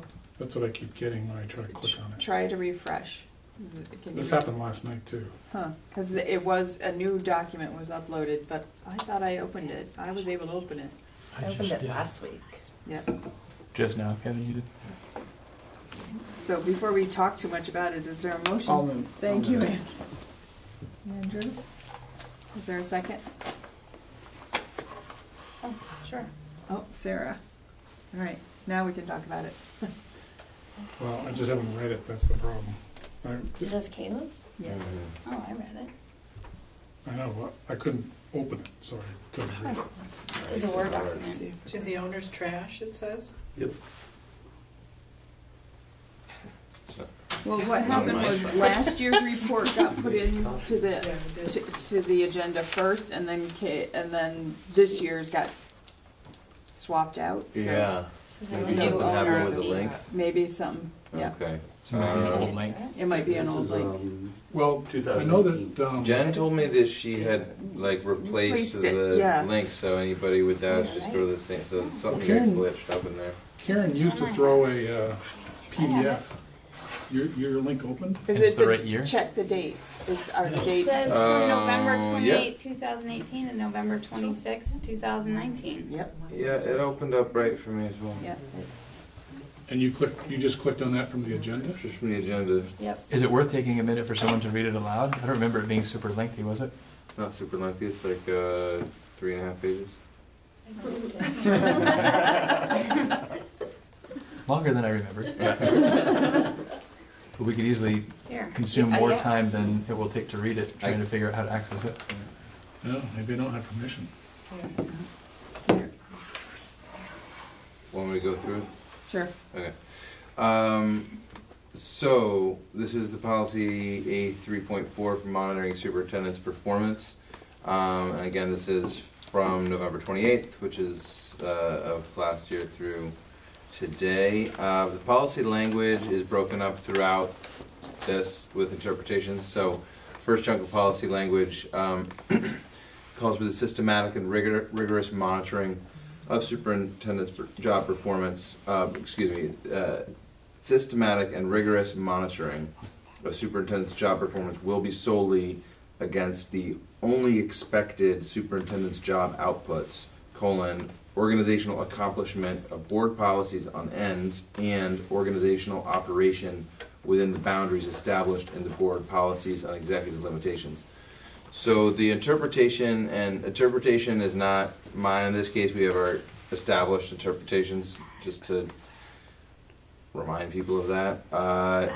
So I interpret systematic and rigorous monitoring to mean the evaluation process is an ongoing, constant, and consistent process based on the established monitoring reports. Interpret organization to mean the Mount Abraham Unified School District, including all school staff and students within the education system. And interpret superintendent's job performance will be solely against the only expected job outputs to mean that the board will evaluate the performance of the superintendent by evaluating two main areas, and that is organizational achievement and organizational operations. With the first category, and I'm paraphrasing here a little, basically being about the ends report, and the second about executive limitation policies that we see month by month. Those are the main two categories. So evidence, the ends monitoring report is listed and linked in the document as one big piece of evidence, and then monthly executive limits monitoring reports are listed as the other evidence. I think one of them is linked here. So I am reporting compliance as a conclusion, and what I'm saying that is over the past year, MAUSD board has maintained this prescribed schedule within our work plan of reviewing and approving the superintendent's self-monitoring reports according to board policy. Then I did say this, despite the fact that non-compliance has been found in some instances, the process is working as intended. When non-compliance has been determined by the superintendent on individual reports and then certified by the board, we agree it was non-compliant, we have asked the superintendent to address and correct the non-compliance. I talk about that more in regards to the end policy. Oh yeah, that's here. So during our October 2019 meeting, the board did not accept the ends monitoring report presented because it reported non-compliance. And then I referenced that in this meeting, the November meeting, the board is presenting with the revised report, which we have already accepted, but that's linked in here as well. And I'm saying this revision is further evidence that the board process is being followed and that accountability under the policy is being maintained. I'm moving on to the next policy piece. Please tell me if I should stop. No. So next piece of policy language is, accordingly, monitoring is simply to determine the degree to which board policies are being met. Information that does not do this will not be considered. So the interpretation is that means the presentation of information to demonstrate the superintendent is in compliance with executive limitation policies and making reasonable progress towards expected student results ends. That's what we're being presented on. If the information provided does not prove policy compliance or reasonable progress towards the ends, it will not be considered as monitoring information. And so I have evidence of our board evaluation forms, of our executive limitation reports, since those are the main way that I see that the sort of rubber hits the road on evaluating those executive limitation reports which are required under this policy. I do report compliance. The board has used appropriate evidence to monitor the performance, and I believe that the only information that has been used is that which is specified under this policy. So I do think that the main place that we evaluate the executive limitations is in our monthly meetings with our evaluation forms, but I personally am making the case that is complying with our policy. Moving on, we've got policy language that says the board will acquire monitoring information by one or more of three methods. So basically by internal report, this is hearing directly from the superintendent, by external report, in which an external disinterested third party assesses compliance, and C, by direct board inspection. I basically, the interpretation on this kind of just says what I just said. Basically, you have to do one of these three methods. So I'm going to skip ahead a little and say that the evidence that I find that we're in compliance is that all executive limitation reports, such as financial reports, are example of internal reports. And basically all of the executive limitations really meet this policy in and of themselves. The annual audit is I think, highly acceptable external report. And so I'm reporting compliance because we have 2 of 3 of them. We don't have a lot of direct board inspection that I know of on this board, so I don't know if there is an example of that as evidence. Maybe someone can say so, but our policy does not require us to have all 3, and I would say we don't, but we've got 2 of 3, so I do report compliance with that. Next piece of policy language: in every case the board will judge A, the reasonableness of the superintendent's interpretation, and B, whether the data demonstrate accomplishment of this interpretation. So the interpretation of this policy is, I interpret reasonableness to mean the sensibleness of the superintendent's understanding / interpretation, and whether the information provided proves that interpretation to the satisfaction of the board. The board will be the only judge of this reasonableness of the superintendent's work. So again, I did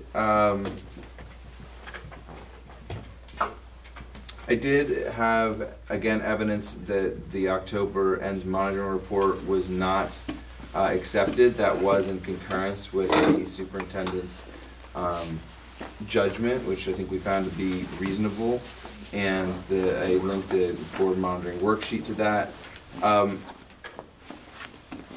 The board, let's say, excuse me, I'm a little popular. So yeah, in conclusion, I am reporting compliance on this.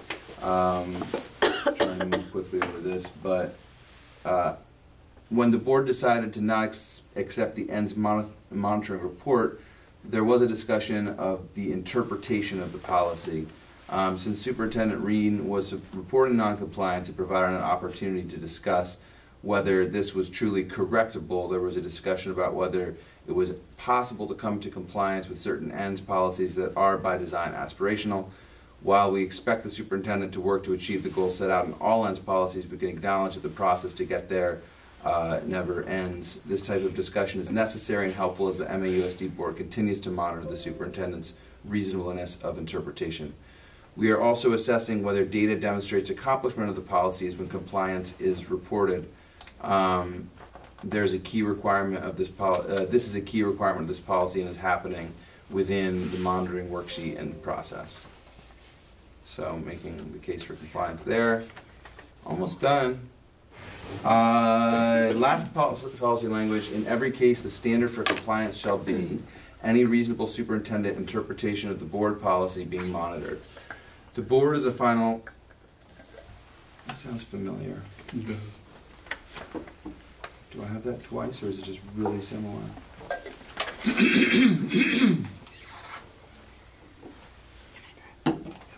No, I think that's subtly different. Okay. Well, I'm going right to interpretation on this one because that's sometimes more helpful. So interpretation of this policy point is to mean the board will use the reasonableness, sensibleness of, Don, am I getting, do I have this doubled in here? Of the interpretation as the measure for policy compliance on all policy. The board will make the final decision about the sensibleness, which is kind of like the last one. Yeah, now that I'm going through this again, I'm having a hard time telling it from the previous one. So, You're consistent. They use the word reasonable. so I'm gonna not belabor that, but admit I'm a little confused by it. No, one's about reasonable person, Yeah. and one's about reasonable. Yeah, no, you're, okay, yeah, I got a little lost in the sensibleness of it all. I'm gonna skip to the last one. All policies that instruct the superintendent will be monitored at a frequency and by a method chosen by the board. The board can monitor any policy at any time by any method, but will ordinarily depend on the routine schedule. We interpret it to mean that all policies that direct the superintendent will be examined at a rate and method that the board determines. This rate and method will be outlined in the yearly board calendar and policy. The board may monitor any policy at any time using any method, but in general, the routine plan schedule will be used. Evidence is the annual work plan that is in place and being used. It has been referenced many times, and it is all throughout our board calendar. And so the conclusion is that we are in compliance with this policy. At this time, we are monitoring at the frequency set out in our current work plan, and in the future, the board has the option to increase the frequency of monitoring, but we're certainly in compliance with that policy at this time. So, that's that.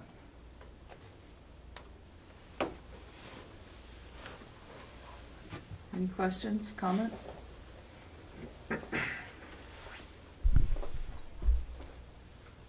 Sorry to put you through that. Guy, you know, who needs hyperlinks? We should do this for everybody. Okay, based on the information provided, does the board find that the board's interpretation is reasonable? I'll take a thumbs up. Okay, did the data demonstrate the accomplishment of this interpretation? Okay. All right, all those in favor of accepting 3.4 monitoring superintendent, the monitoring report for 3.4 monitoring the superintendent's performance, please say aye. Aye. Any opposed? Any abstentions? Okay. It's weird because why everything else comes All up, right. I can't get that to come up. Next is to take action to accept the monitoring report for 4.4 school board chair's role.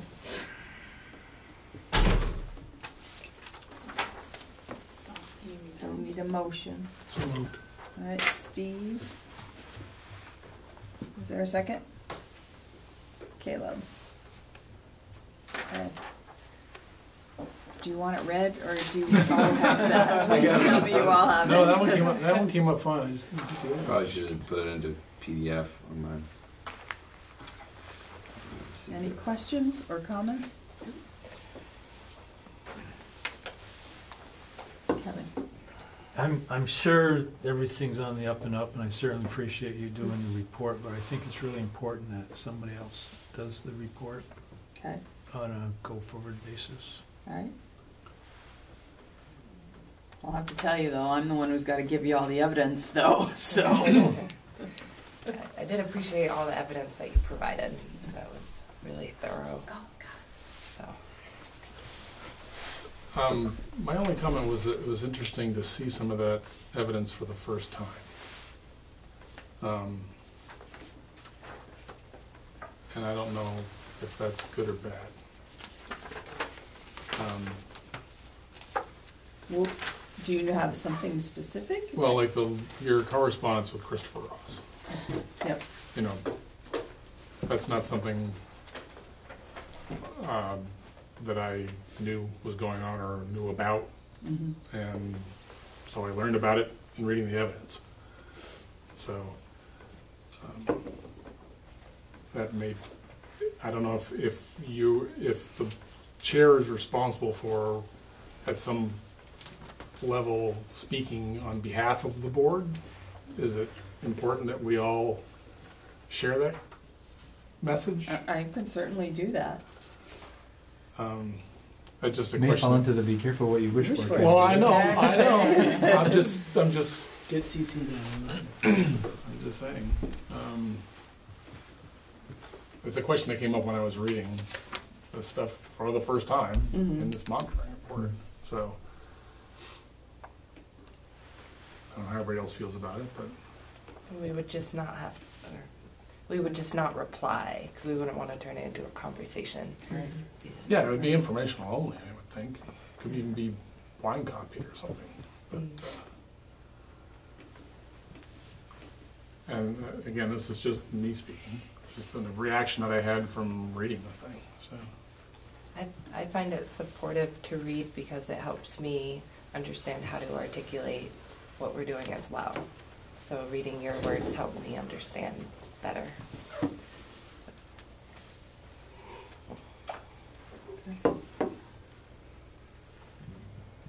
if, for instance, I had come across Mr. Ross in some other capacity and he'd started asking me questions about this conversation, I would have no idea how to respond. I would have no idea what the conversation was.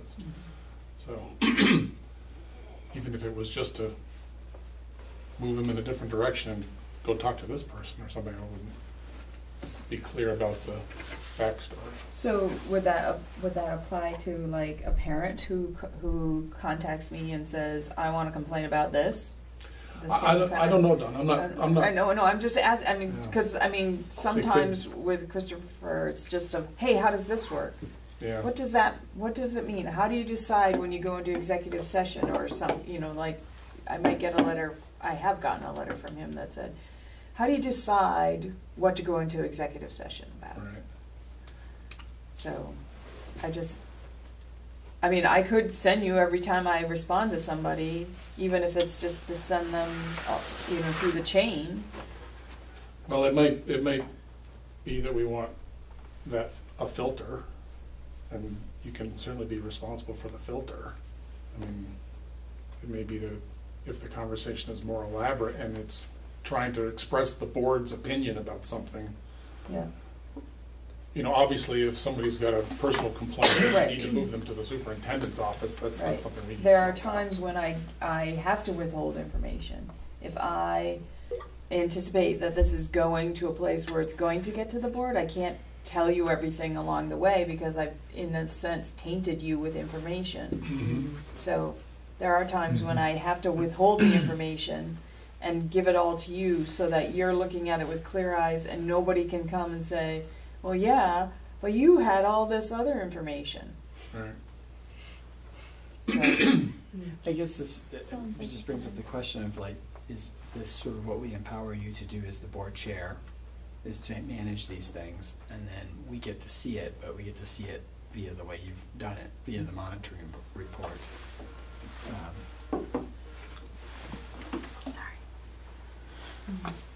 Krista.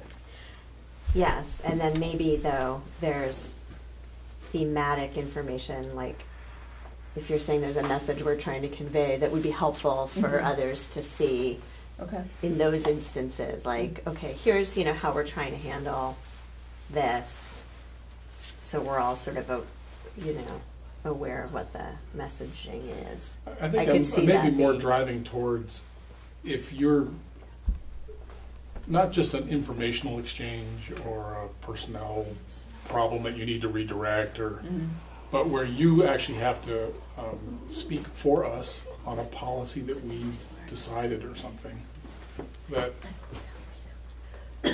just gets circulated to everybody so we know that you've spoken for us, basically. It's Okay. only maybe in that narrow capacity. Right, and I think last year I did it with a community member who messaged everybody about an issue, who happened to also be a staff member, and I did I sent that. That was it. Not everybody got it. Certain people got it. So then I sent it out to everybody so that everybody saw what was the message, and then I also included my response. Yeah, I actually can remember a couple of examples of that as well. So it's not okay. black and white here. I'm just. Okay. It raises another related question. There are times when a community member emails a group of people about a complaint, oftentimes it'll be Don and I, and then some board members, whoever's name comes to the top of their mind when they think about board members, but it excludes lots of other board members. So then some board members are in the know because then the CC all thing happens and others are in the dark. So how do we broaden or make more consistent the knowledge board members have of that complaint? Because it doesn't even necessarily always follow town. Right. Yeah, right. And that happens frequently. That we often get something that there's maybe 3, 4, 5, but there's apparently a whole random board members. Like there's no They're- understandable rhyme or reason to how their board members were selected. Yeah. Well, the thing is, you guys are making decisions then, because we can only make decisions in meetings. Right. So you're not making any decisions, you're just telling people the chain of command Right. and giving them that information. Yeah, and I'm not really so much interested in that. I think it's more when somebody asks you for a statement from the board about some policy that we're working on. So more positional. So more of a positional statement on behalf of the board rather than a procedural explanation of something. Right. Okay. Okay. All right, that's good to know. Okay. Any other comments? And then somebody will have to, if you all feel strongly about somebody else doing it, then somebody else will have to swap out for a monitoring report. I only bring that up Well, it was brought up last from year too. that- Yeah, I brought it up from an last year. arm's It seems a length little that odd, just that's all. makes Sure. sense. And then, and even if it's as simplistic as you give me, for example, all the information, I'm still processing that and have the opportunity to question that. But from an audit point of view, I think that could at some point raise questions.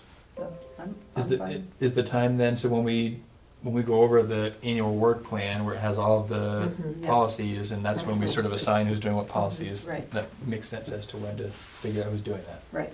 Okay. And I'm not asking to be thrown under the bus. Careful. Just one question I do have with this is that I think the evidence is a good reminder of the type of tasks that you do have to sometimes take on.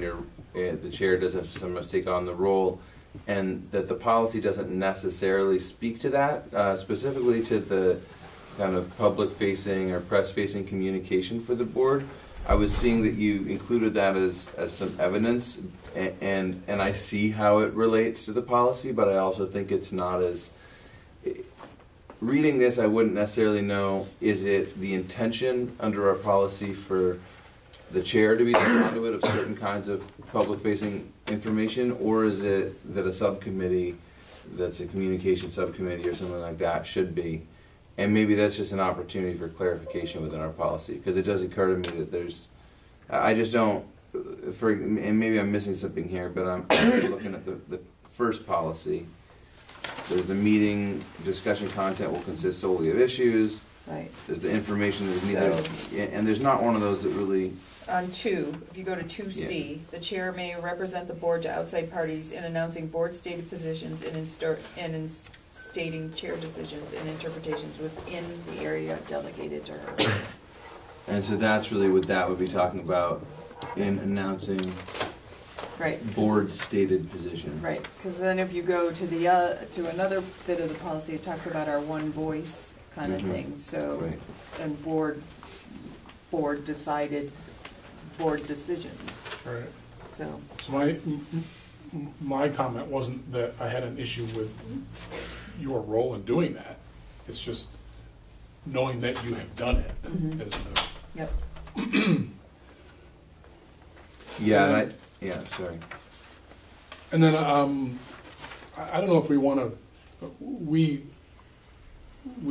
voted to adopt this new communications secretary and whatever, and I wonder if we need to have a little working session about how that, maybe putting that into policy somehow. It probably should, because right now we're a little willy-nilly. Yeah, we're on the edge of teetering out of our.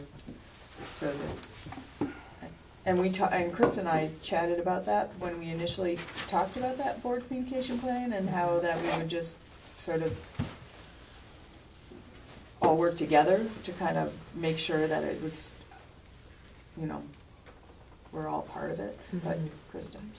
Yeah, and it maybe relates to what you were saying before too, Caitlin. I think that the ideal would be that for key outward-facing messages, it might come from the chair, but it might be developed or looked at by a couple of different people, and but we're not there yet. Right. Well, and that was a piece that I could not fit in there. Oftentimes, if I have something and I'm struggling to wrap my head around it, I reach out to somebody else to look at it and give me some feedback, and then what ends up is it becomes a part, collaborative, right, kind of thing. But that was really hard to. I guess I could have shown the request for some information, my response, and then somebody else's response. I mean, I know Steve has done that with me on some. Krista has done that with me. In the past, the chair letter that goes in the annual report, I always go to the chair, the vice chair, and go back and forth over what to put out. In the past years, I've always done that. So.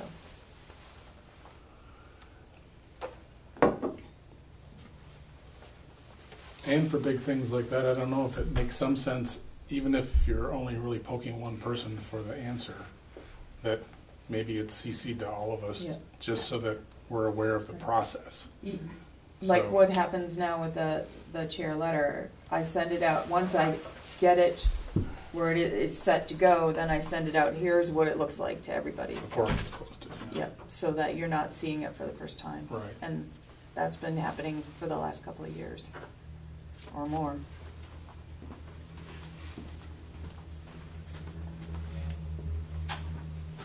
Are you good, or you want to keep chatting? I'm good. Do you find that the board's interpretation is reasonable? And does the data demonstrate the accomplishment of this interpretation? Okay, so all those in favor of accepting 4.4 school board chair's role monitoring report, please say aye. Aye. Any opposed?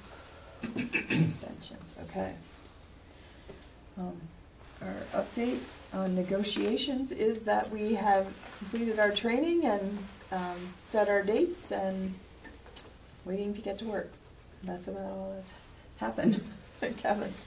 So the VSBA has this document called Strategic Plan, and one of the things in that plan is labor relations, and they talk about having master agreements to include clear standards and measures other than seniority that allow administrators to make reductions in force determinations that are in the best interest of students. So that sounds like a big departure, and I don't know if it's flowed down to us and our negotiating committee or not.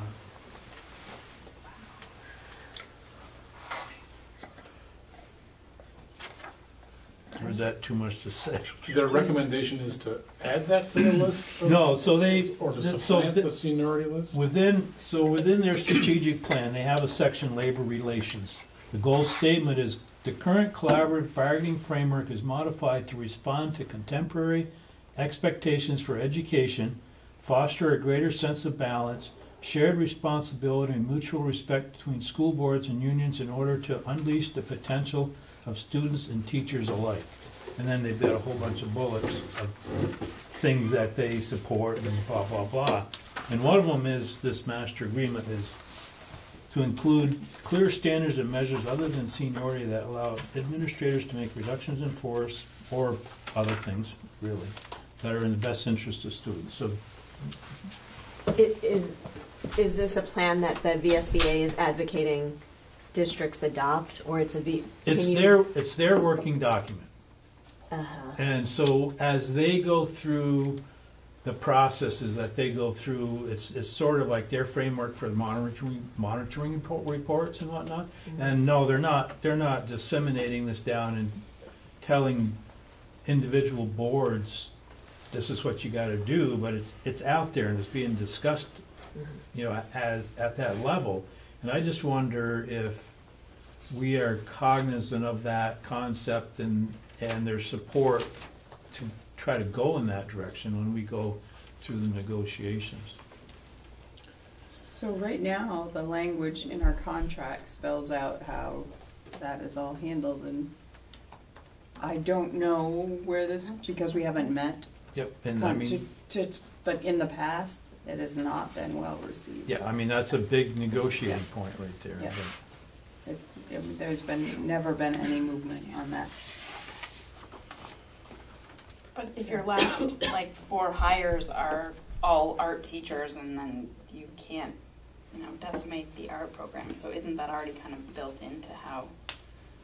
It's by category. It's by category, not just full seniority, so But there's 2 layers. category and then performance. Right now it's category and seniority. Oh. Yeah, performance does not factor into reductions in force. No. There's a separate process, obviously, for supervision evaluation that is outside of the contract where performance is addressed. But in terms of reductions in force, it is pretty exclusively category, seniority within that category. Seniority is the determining factor. This is unrelated to that, but are we mandated to do a 1-year contract again, or no? No, not currently. Okay. Not yet. Not yet. It depends on healthcare, really. I think that would be the only thing that could keep us from a multi-year agreement. Or, both sides have to agree on the length of the agreement, so it could be that one side or the other or both want a 1-year agreement. Right, I just was But it wondering wouldn't if there was necessarily any be forced. like last year. And we're not anticipating being forced to have a 1-year You're not. contract. No. I'm still, at this stage, Mhm. crossing my fingers, because it's just dependent upon a decision that stands with regard to healthcare. Katrina, I'm just curious if the VSBA has shared that there have been if there has been any movement in that regard in the state? There has not been any discussion. This is their working document, and I just happened to read it. I'm not part of the executive committee or anything that bases and works through the monitoring reports or performance reports for the VSBA. I thought it was kind of novel. They had a whole section on labor relations with some fairly progressive language in it. And no, I haven't heard anything today. It's not a buzz. all 3 meetings I've got to.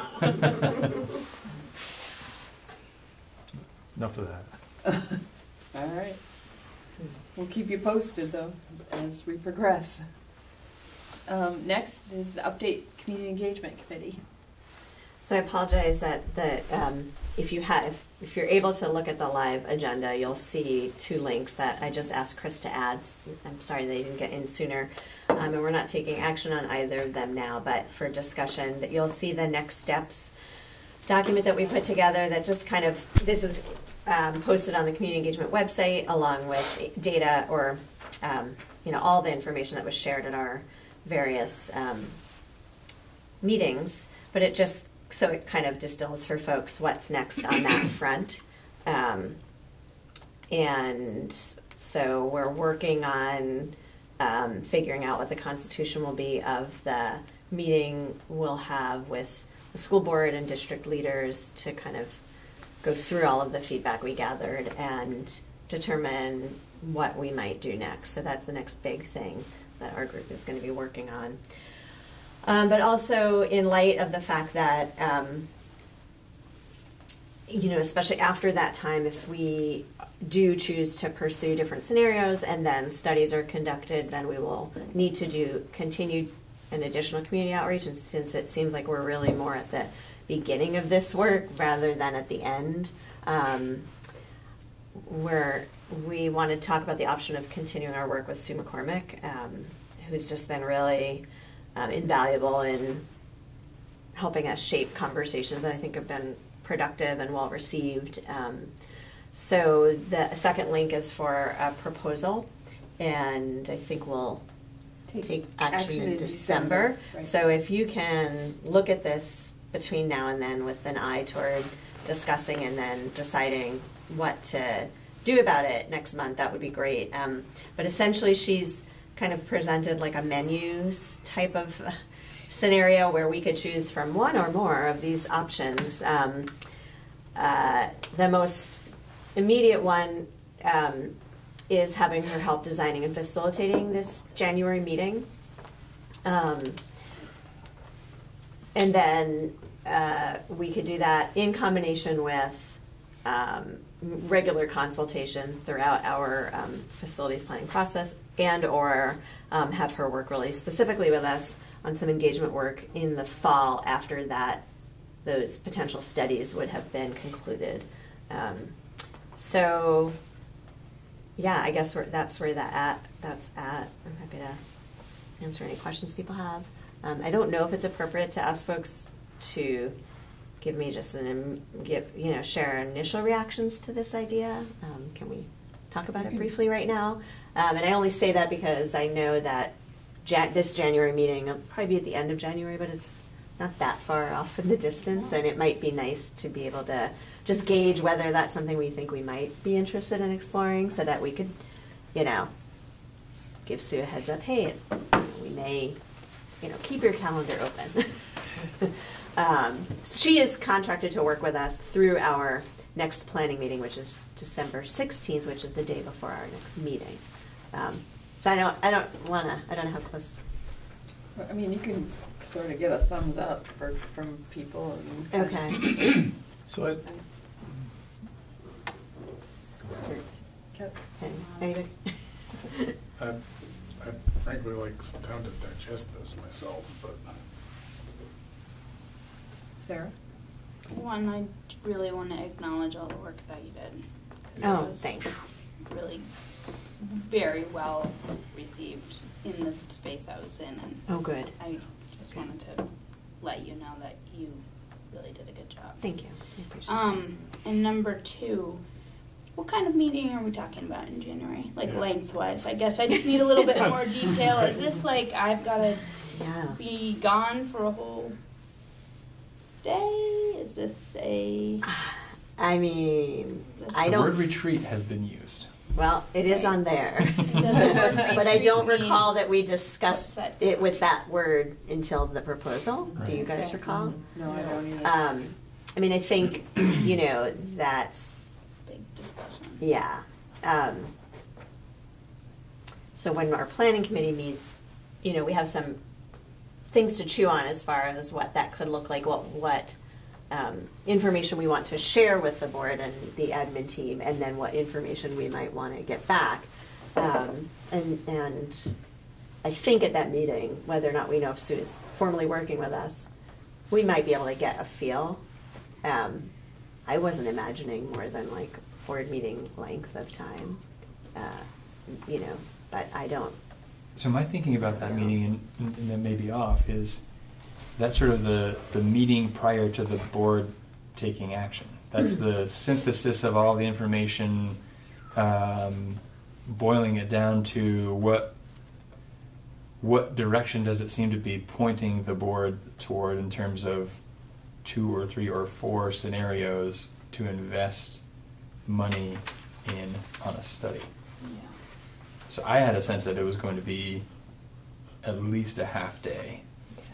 Although some of our board meetings do get to be close to half days, so that might be still true Okay. with what you were saying. But Okay. that's just what was in my mind as I was thinking about the task of taking everything we've learned and having it filter down to what does it seem most likely in terms of what we ought to be studying. And it seems like it would be important to have an administrator at that meeting Mhm. and not just community engagement committee, because we need, Mhm.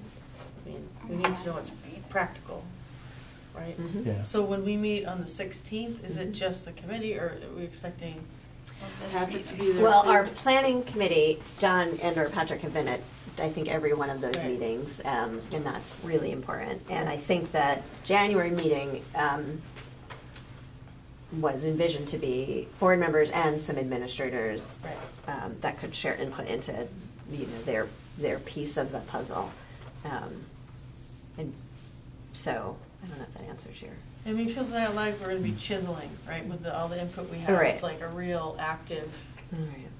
What I envisioned was the Process. board and central office administrators and building principals. Like, so your educational leaders and then your board talking about what have we learned, what makes sense, what doesn't make sense, think about the educational leaders and reacting to what we hear from the community and the feasibility and the potential impact on students seems critical, right? A lot of community members don't necessarily know the potential implications for their thoughts and ideas on students given the practicalities of operating 6 schools in 5 towns. That's where I think you need administrators to offer those insights as you weigh community input, realities, etc. And so I know when we see $2,000 for a meeting, it's having had just in a limited view, because I haven't been very involved in all of the work behind the scenes, but there's so much, like even just tweaking a question about how are we going to ask that in a way that's going to be well received. So and since she's been with us through the whole process, I would be intimidated to go ahead and try to follow out this to finish out the process of making these big decisions without somebody that, she's been gathering the data the whole way along. She gets a sense of all the different parts and pieces as well, and she could make sure that the conversation is facilitated in a way that everybody is heard and it doesn't turn into, so that it stays productive when we do take a half day to work with administration to think about these ideas. So it's seems really important to me to have her follow through the rest of this conversation so that it continues to go as well as it has, and we can come out with a really great outcome. Can you just clarify process for me? You, in community engagement meetings on the 16th of December, board meetings on the 17th, and then we're talking about late January for this big meeting.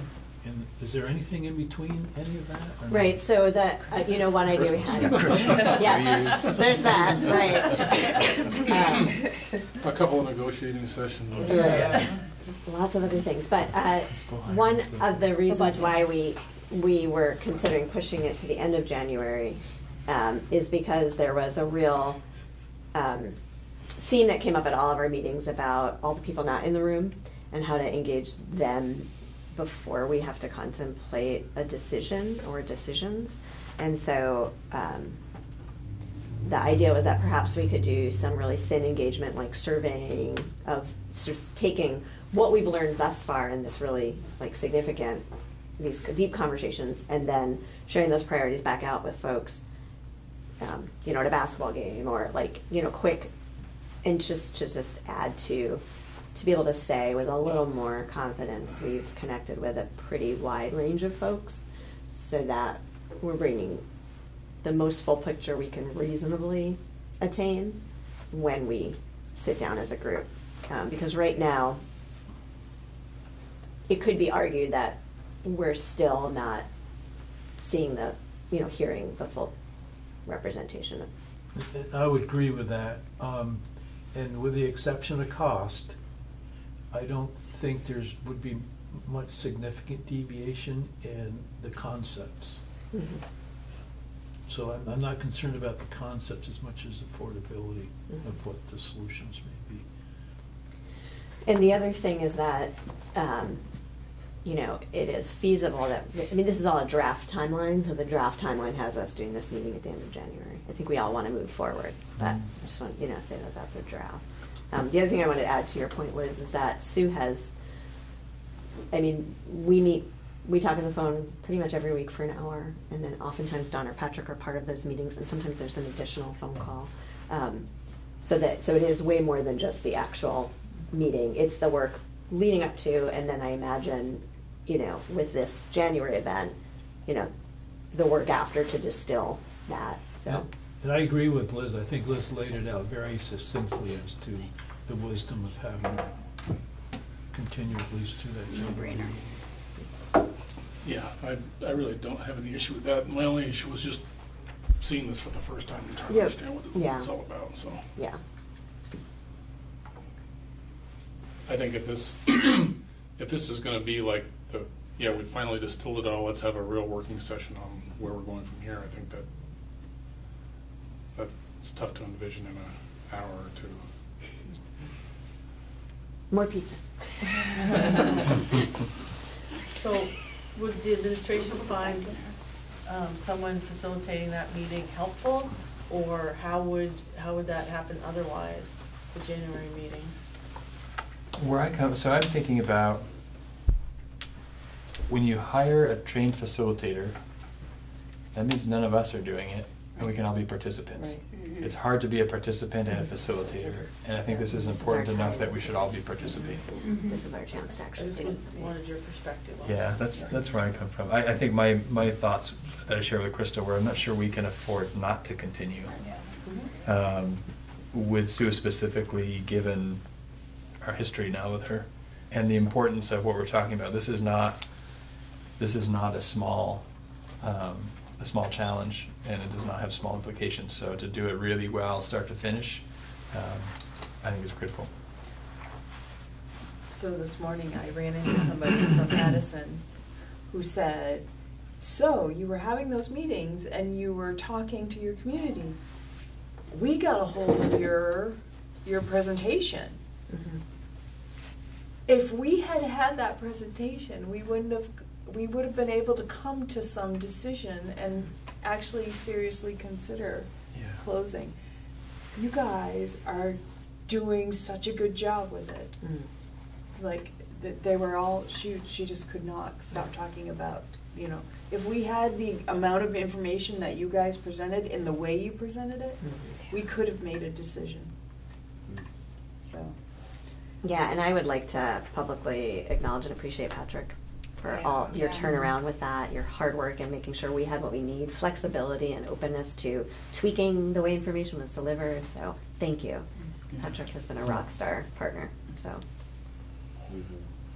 Yeah, a couple of those slides you had at my table, people were like, this slide, especially about how many classrooms we would have to rent out, lease out.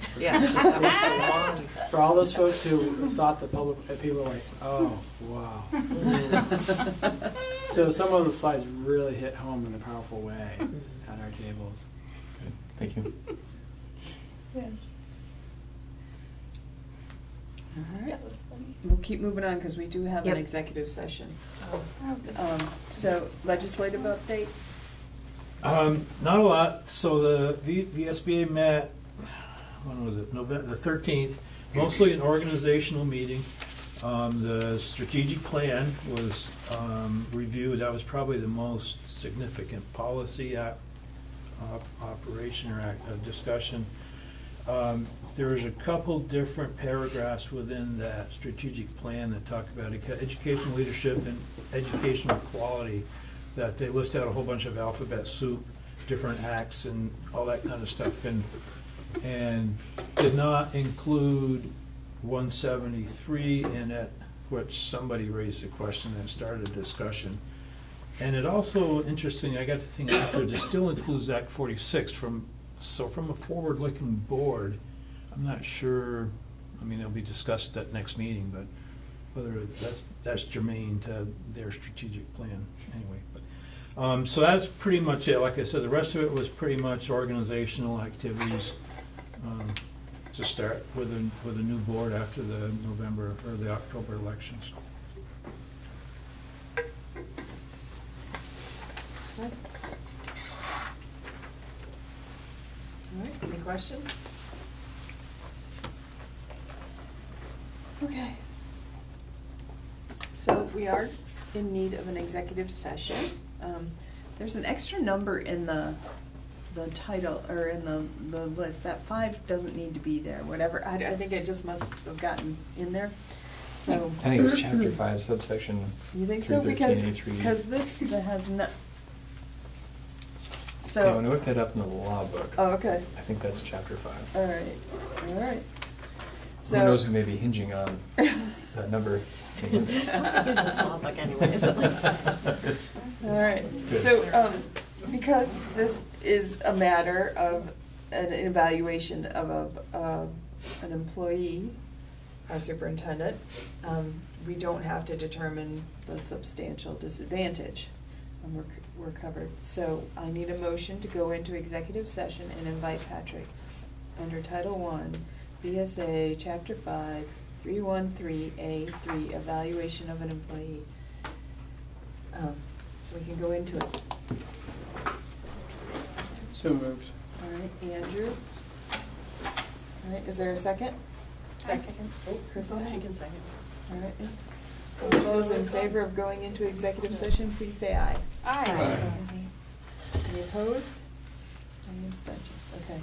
We'll give a minute and let the room clear. I gotta